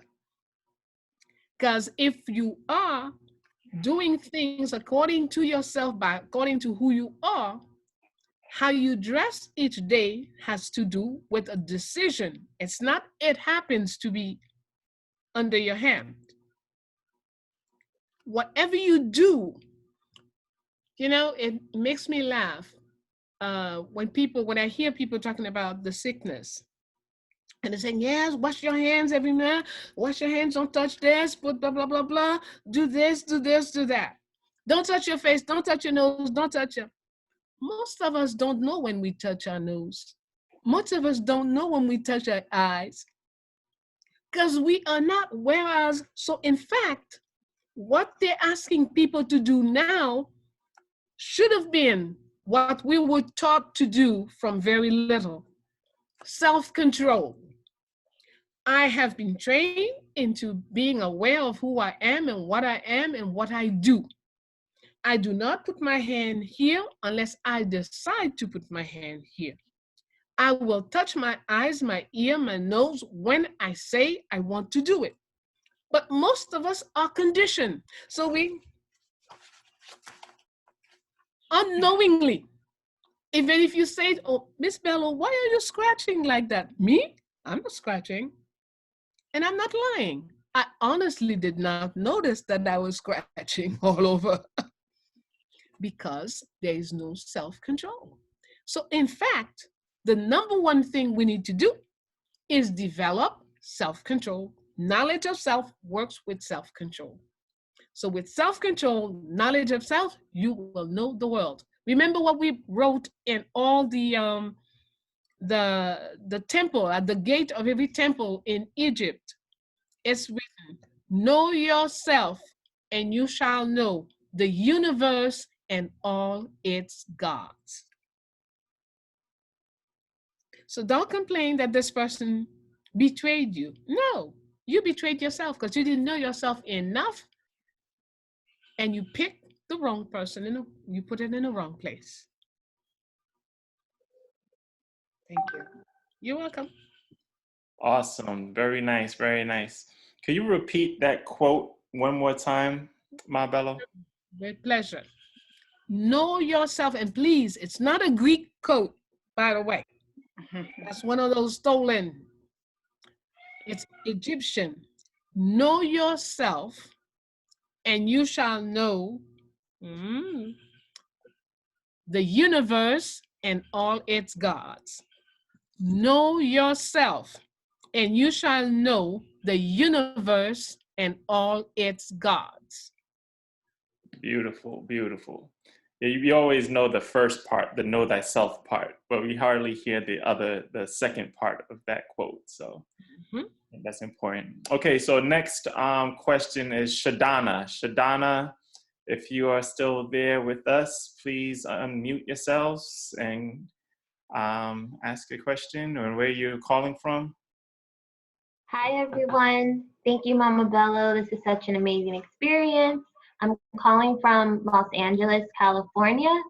And my question is based on some of your speaking that I saw before. And you spoke about the importance of knowing your weakness and strengths, as well as knowing the weakness and strengths of your partners and enemies. So my question is, which of the sheroes in your book, in your opinion, best used her knowledge of her own weakness and those of her enemies to her advantage? It's such a basic thing, all of them. Everyone does have to, in order to have any level to have victory, you must know that. When we talk about knowing yourself, we're talking about knowing your strength and knowing your weaknesses. But in fact, you don't need to worry about your strength. Your strength will take care of themselves. They'll get you over. What you really, really need to face up are the weaknesses, because that's what will make you fall. So most of us are conditioned not to want to face up our weaknesses, but we have to. If we want to become strong, we must face up to our weaknesses. And as we identify them, we give ourselves the power to turn them into strength. But if you ignore them, well, they will remain who they are and they will bring your downfall. So the weaknesses are key to mastering yourself. All of our sheroes were very good at facing who they were and what they could do. You know, if they were young, see, I like to use animals.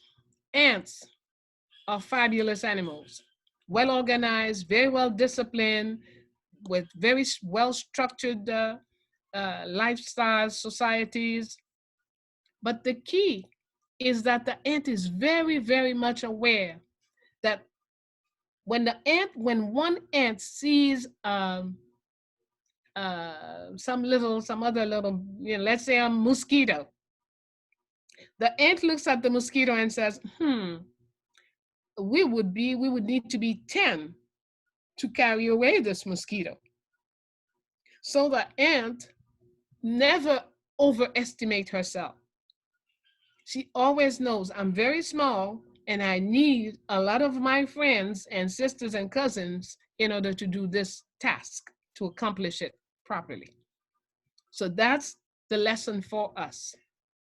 We need to identify, to be clear on our weaknesses and deal with them.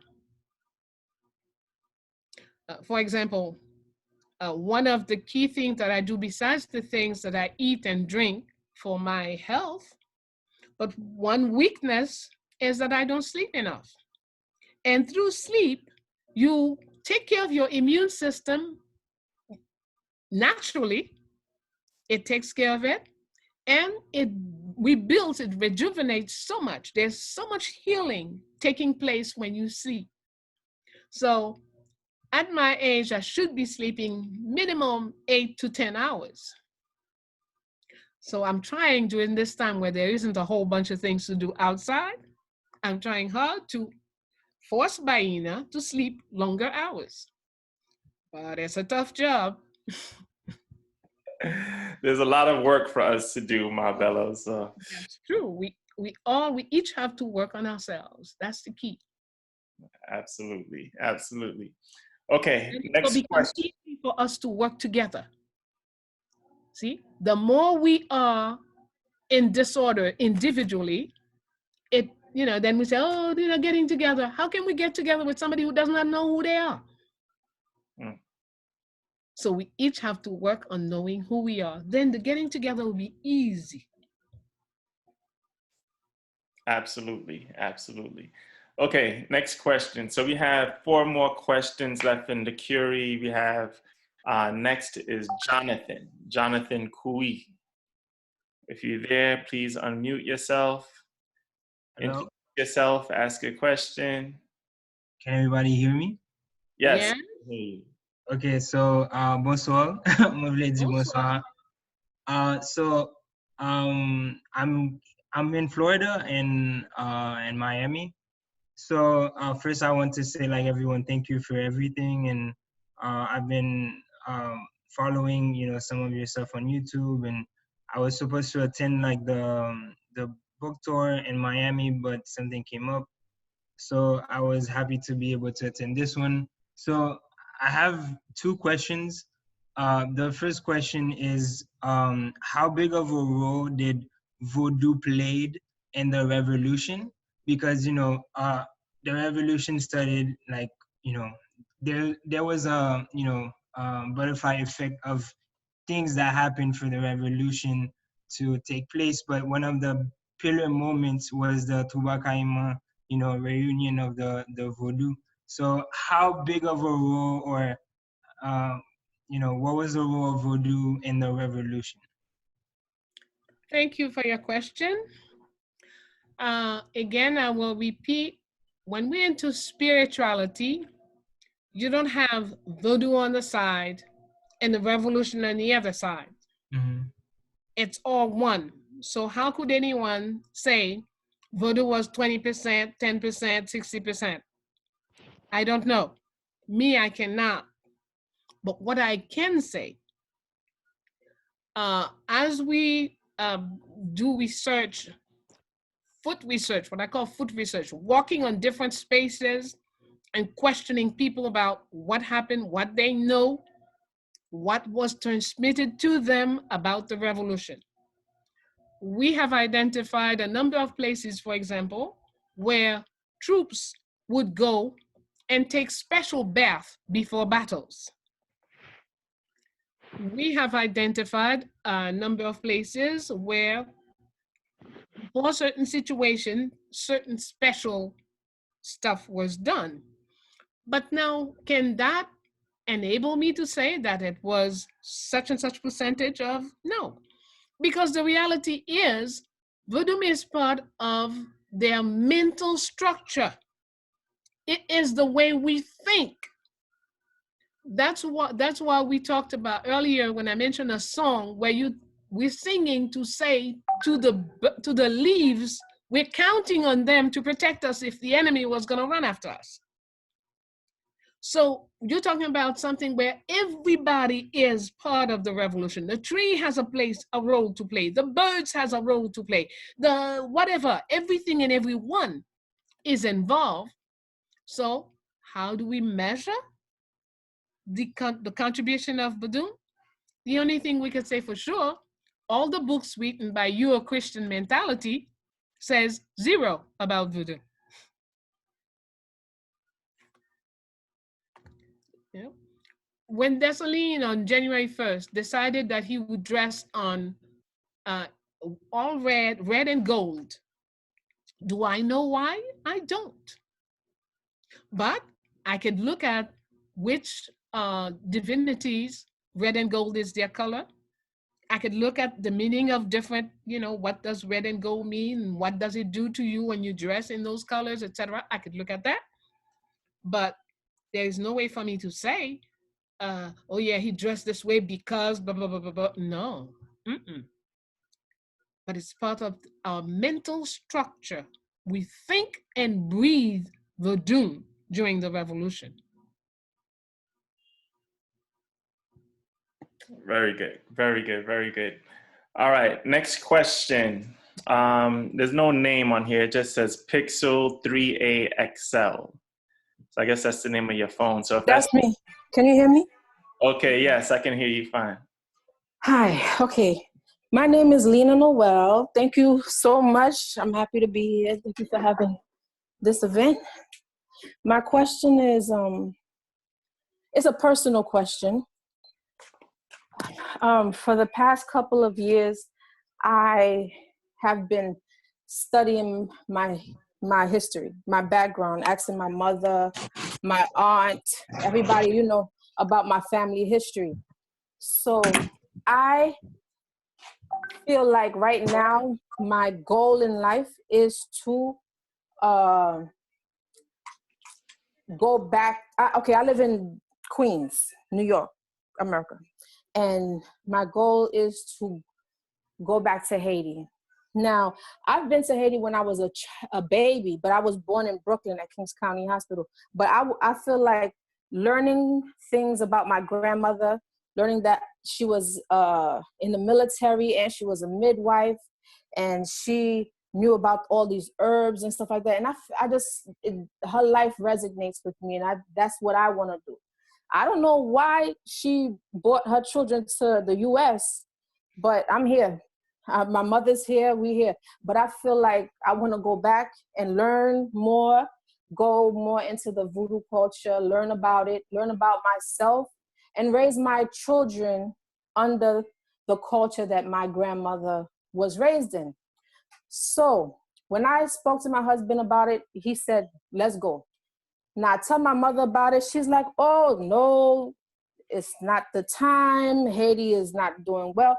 But then I look and I see all these Chinese people there, and I see all these white people there, and I said, how come they could go and I can't?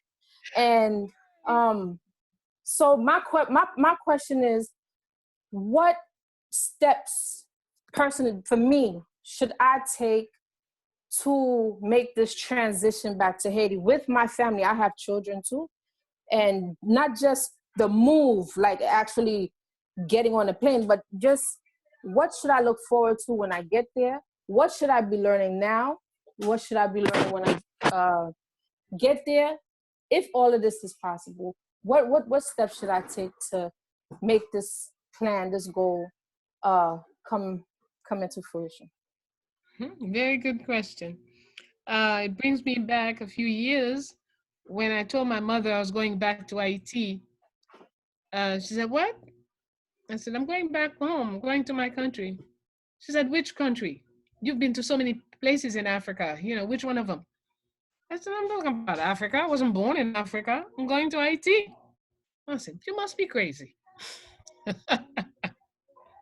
So, excuse me, I can imagine that you're going through the same thing. Now, how did I do it? Excuse me. Once I decided that I wanted to go, I came in a couple times, spent a couple weeks, then a month, then came in with husband and children. Vacation does not give you an idea what it's like. If you really want to test a territory, you need to come in. Oh, excuse me, I need to drink something. Take your time.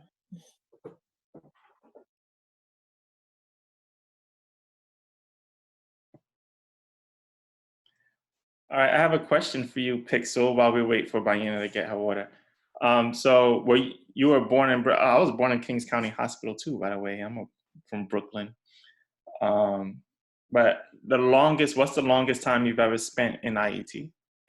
I think I was born in Brooklyn, and then my mother sent me to Haiti so that I would be raised by my grandmother. I came back when I was 3. So I don't remember. I think I came back when I was 3 or 4. So I remember my first language was French, but I wasn't born in Haiti.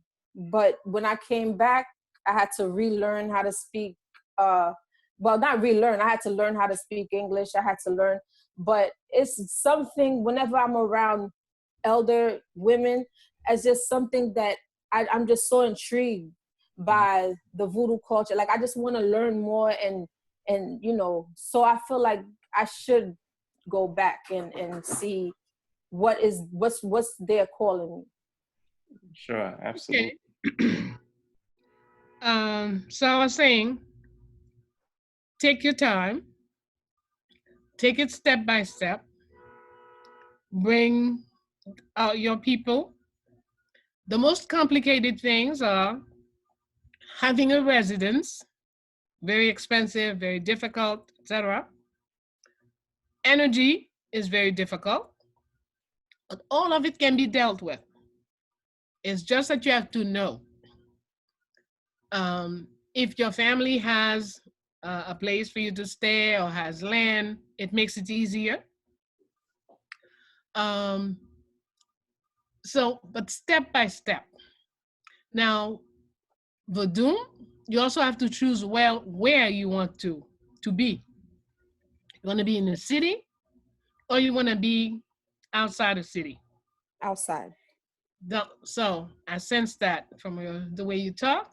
So then you have to just pick the right places, right place for you.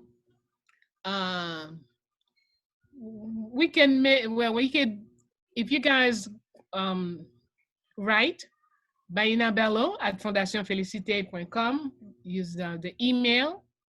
We'll gladly, look into more for you. But generally, it's do it step by step. Make up your mind, then do it step by step. Take your time. So the whole family, especially if you're alone, I say just pick up your suitcase and come.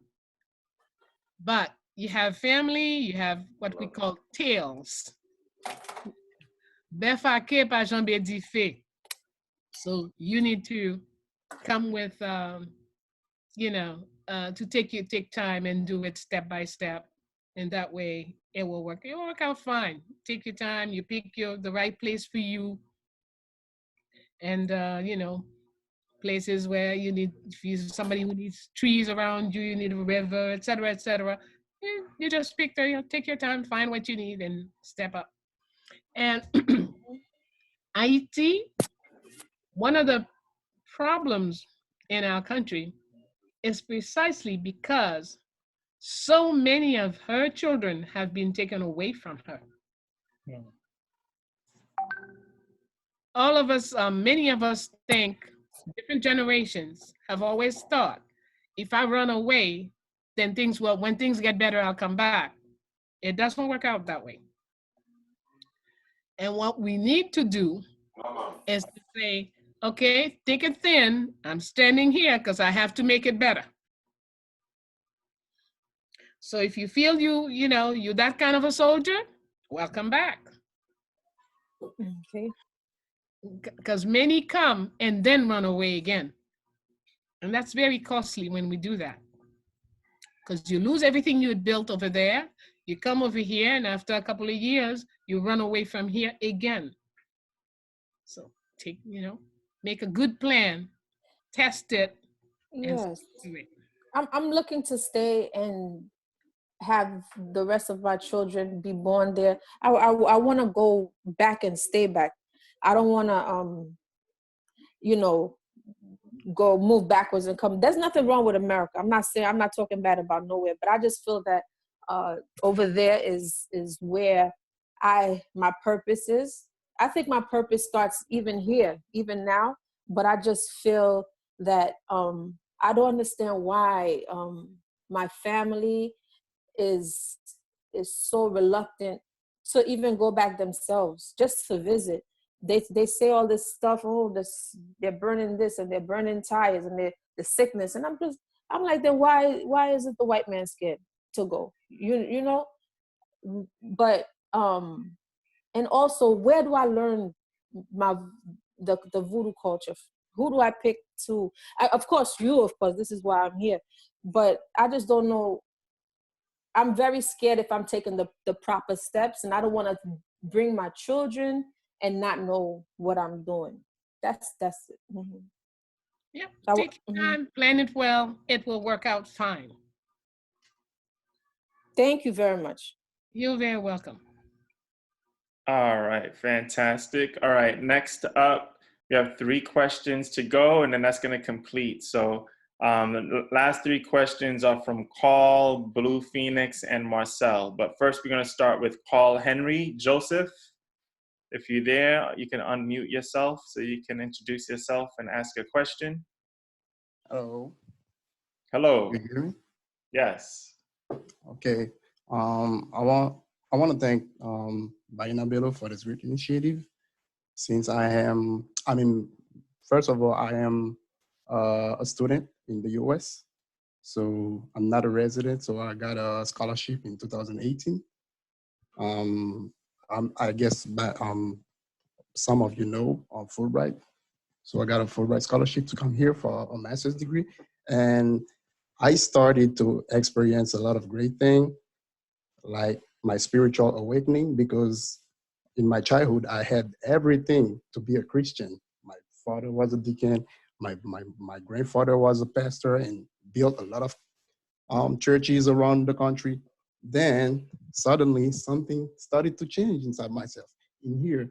And I started to experience, let's say the manifestation of that here, things that I have not experienced in Haiti before. And the two things that I could say that really helped me toward that step is the peace of mind, which is very important, and the ability to question, which is what Bayyinah Bello mentioned earlier. Because when you are in an environment where you have this peace of mind and you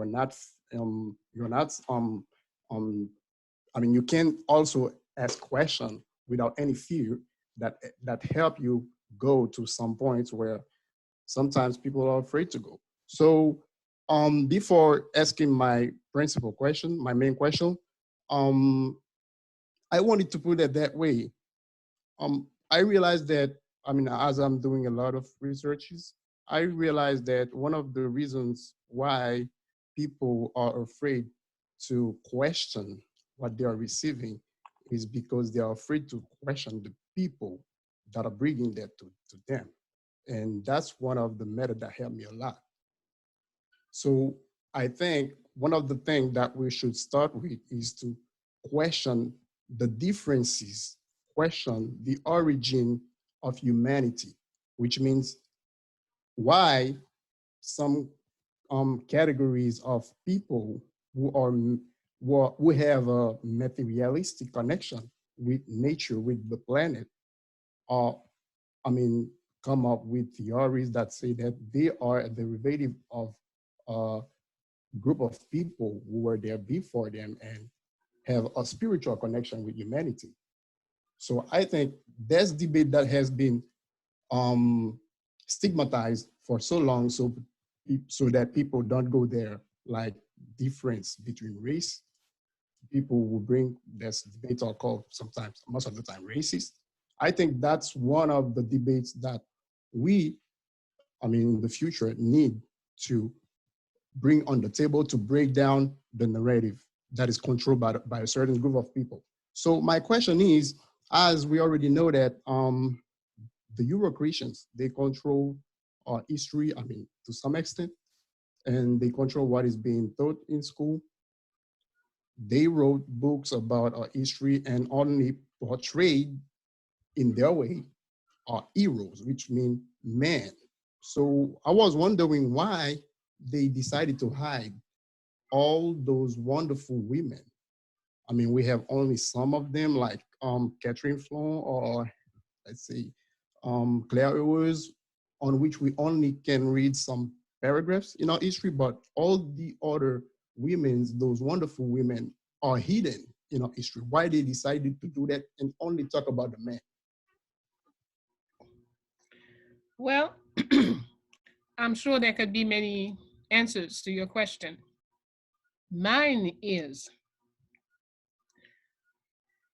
the female part of us is the most powerful part. If we look at even more recent history, the US and others and their cliques made more than 650 attempts to kill Fidel Castro. Castro only had females assuring his security. They failed every time. The same was true for Gaddafi.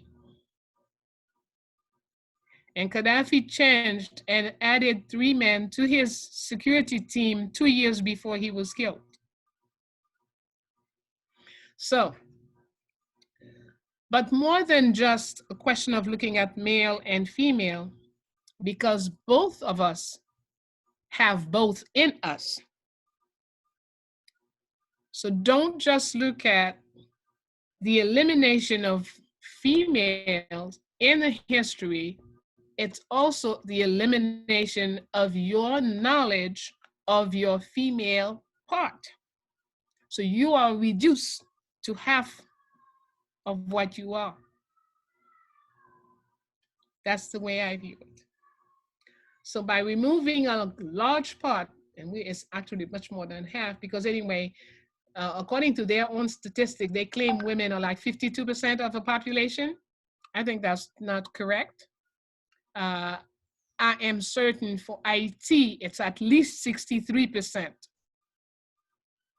And if we look at all the data, the baby boy has less chance of coming to life.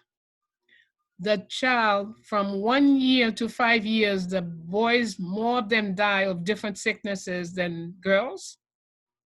From 5 to 12, again, the girls have the advantage.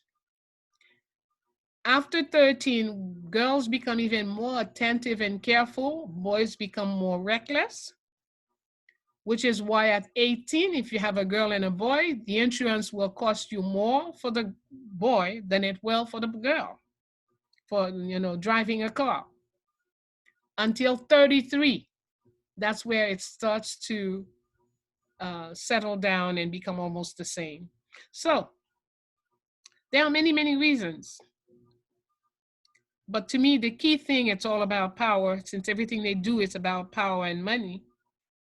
So the elimination of female in history is just another element, another way of rendering the Black race less powerful. And spiritually, it's extremely important, but we'll see that another time. Let's try to answer the last 2 questions. I think there are 2 more. Yes, 2 more. Okay, next question is from Blue Phoenix. Blue Phoenix, if you are there, you could go ahead and unmute yourself.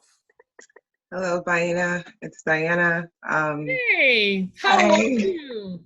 How are you? I just wanted to say first, watching you guys, thank you definitely for coming to Norwalk again, because we were definitely not a part of the plan. Secondly, happy belated birthday again, Queen Mother. You're our blessing to be right in front of and around. And my question to you is this. In hearing and in speaking, especially in the spirituality and the people and listening of the women we are, the people that we are, I actually want to speak to the moments of that weakness. When you get to a point that it's like the responsibility is heavy on your chest and the work done is almost reverberated backwards. Like, for example, you gave the explanation of like this situation right now. These are normalities or numbers that are just like, did you forget of all the teachings that you were taught prior to? Your body, your abilities, the health. Have you heard? Have you seen? Do you remember? As a Haitian woman, even my mother, to know that healing is deeply ingrained enough within teaching, and the empath part of it. I really want to speak to those moments where you are almost tired of the war. I know it should be meditation, but where do you go? Because it becomes very heavy on a chest with a purpose of a people to help. I know our leaders had those moments and they push through too. It's just, I don't know, we speak to those moments, and I just want to speak to it because it's experienced, and I miss you. Thank you. Miss you too. And I'm glad to see you here. I'm definitely. All right. Yes, of course, everyone has those moments. The thing is not to let it last. When you do, and that's why it's so important to know yourself, because you have to be able to notice, hey, I'm falling back. Gotta catch up. Gotta get myself together. Teas, bath will help. Baking soda is very good in clearing things out. You know, just put a handful of baking soda in your tub of water, take it a little hotter than you usually do, and just sink in it and let it clear up things for you. And when you come out of the tub, you should be in a better position. Teas like soursop tea is excellent to calm things down, to regain your serenity. Mint tea is good too, but not the peppermint, by the way. Okay. Try some other mints. The other mints are good, but the peppermint is a little too hot. It doesn't help with the serenity. And that's what you'd be looking at that time, okay? Being in the dark, turn off all lights. Darkness is a very tranquiling situation. So when you find yourself just too excited, too worried, too blah, blah, blah, you know, you can't think of what's your name anymore, turn off the lights, turn off the TV, turn off the radio, turn off everything and be with you, okay? Even, you know, in your tub, in the dark, in the water, go back in the womb, collect all of your strength, you know, and when you come out, have some tea and relax, okay? And get back. Always know it's normal. All of us could fall at a certain moment, but the important thing is not to stay there. The important thing is to get out of it, okay? And know that the troops are counting on us to carry on. So we have to, you know, but there's no shame in falling for a few minutes, for a couple of hours, for a day. It's normal. It's normal to cry too. Crying is very good. In fact, ISIS love it when when her people cry. The tears are important to reestablish a certain equilibrium. So don't think, it's so shameful, I cried. No. When it's time to cry, go ahead and cry and boo-hoo if you have to. Don't worry about the world. Worry about your sanity. Whatever you need to do to get back to yourself, then that's what you do. But darkness, baking soda, certain teas will definitely help you get back. And that's very important. And the other thing to remember, we must always remember we want to be in control of our lives, okay? When you go grab a cup of tea to help settle things, and when you go and swallow a pill, when you swallow a pill, you've given to the pill power over yourself. When you grab a tea, Mother Nature's leaves, Mother Nature's water, Mother Nature's honey, if you want some. Hey, you in control. You've made some choices to deal with a problem. Okay. Are you familiar with Cersei tea? Is that a good tea? I'm sorry? Cersei tea? Cersei? I forgot how you say in Creole. Okay. Asoasi. Asoasi, yes. Asoasi. It's good for quite a few things. Yes, it's very good. Asoasi, okay. And it does help with the immune system. It does fight off bacteria and other attackers. Yeah, it's good. Yeah. Yeah. So the thing is, we want to, in this time, the most important thing is to be in control. To, if you decide, you locking yourself up in your room, you putting yourself in darkness, that's your choice. And you will decide when you come out. Okay. Whereas if you let things happen and then other people are deciding what's going to happen to you, what you're going to do, it's not the best place to be. So, yeah, we can have our moment of weakness, but we must also have the remedies that are necessary to come out of that moment. Thank you so much. Thank you. Absolutely. Okay, very good. And all right, last question. Last question of today's session comes from Marcel. Marcel, if you're there, go ahead and unmute yourself, introduce yourself, and if you have a question for the professor. Hi. How are you, Marcel from New Jersey? I'm fine. I don't know. I can't see anything right now. Okay. Can you see me or you just can hear me? No, we can hear you. Okay. Okay, so I have a question about Voodoo. I wanted to know why is Voodoo not the major religion in Haiti right now? And opposed to Christianity being very popular, Catholicism being very popular, Muslim religions being very popular. Like if we overcame slavery, the revolution, if we overcame slavery with Vodun, why did we leave? And do you think that those that have left Vodun are still in a slavery mentality? Very beautiful questions. All right, let me start by quoting Ati Max Beauvoir. Max Beauvoir was a big-time Hungan in Haiti. And at the time, the Catholic Church was the dominant system here. And so Catholic used to say, oh, Haitians are 90% Catholic. And one time when they said that in front of Max Beauvoir, he said, yes, probably. But one sure is certain, Haiti might be 90% Catholic, but Haiti is 100% Voodoo. So, what does he mean? Now let's look at the facts.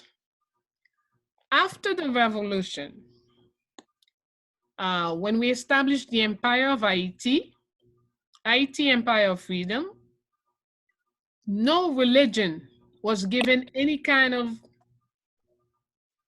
no profit, no benefit.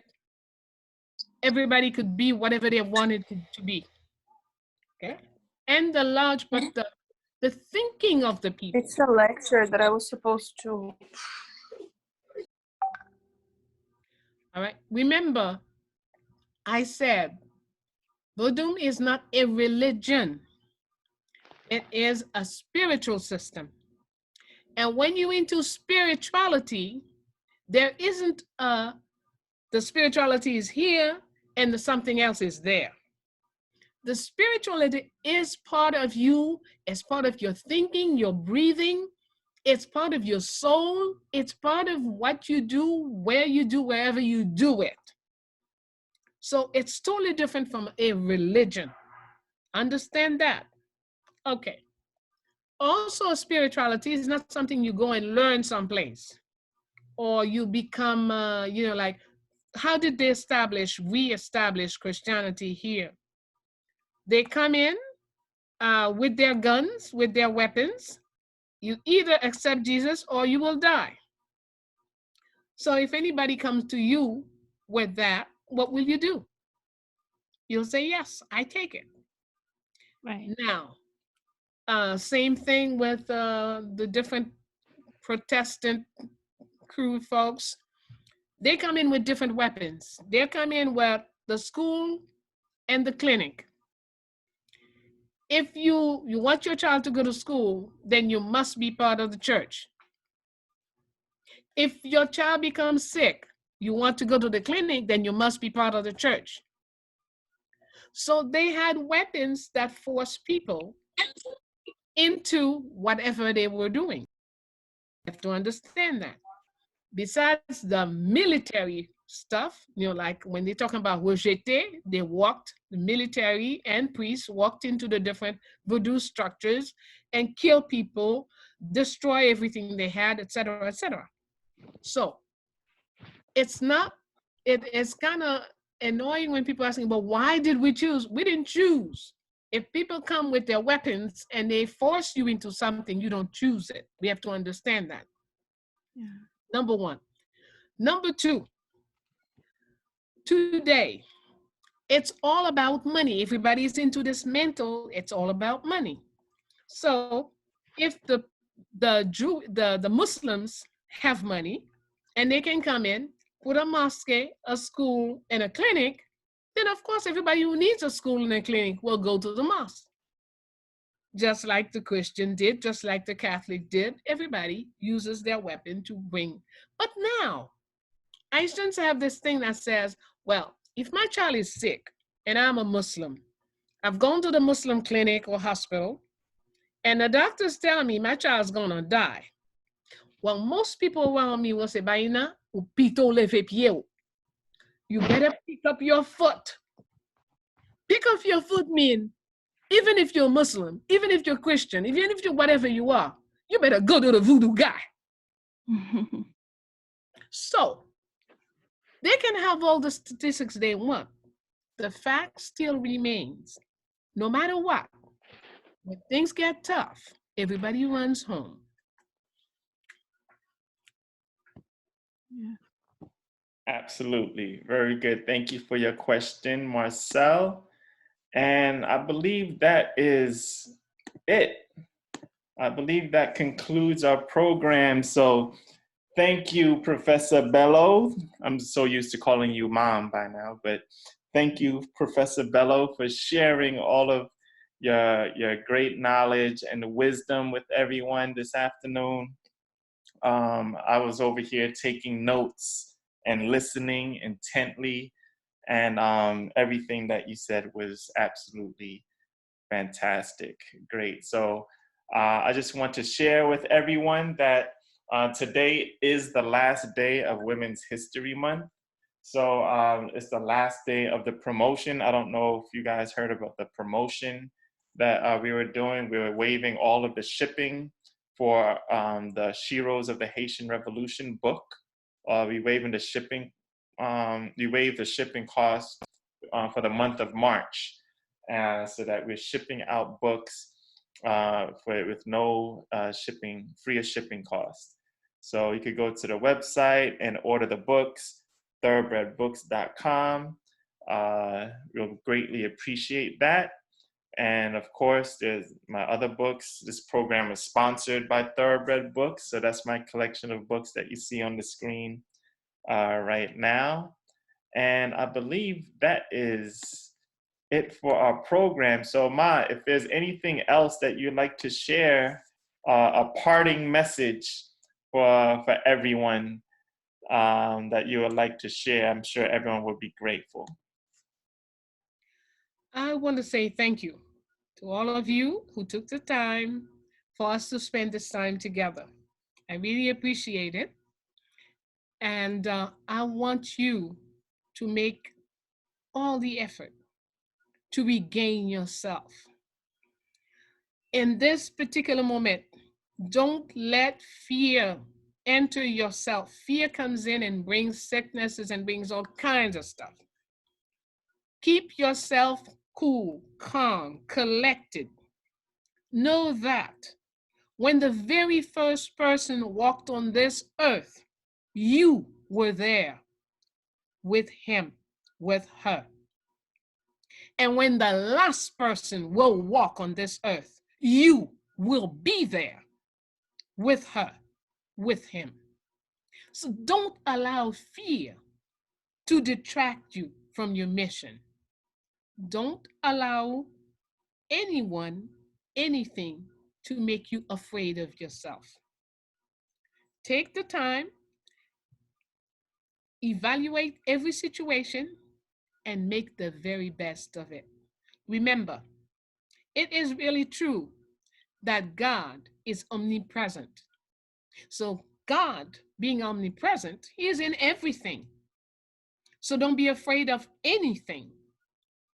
And whatever comes in front of you, speak to the divine in you to deal with those things that you don't want in your life. But most of all, don't keep talking about things you don't want. Talk of what you want. Speak of health. Wish people good health everywhere. Do as much good as you can. Call people you haven't called in a long time. Can't visit, but you could do a lot of visiting by phone. So do it. Encourage people.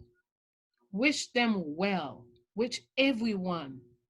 Do all that you can do that will help, and goodness will attract goodness. Be yourself, the great divine people of this world. Trust yourself. Don't let fear invade your world.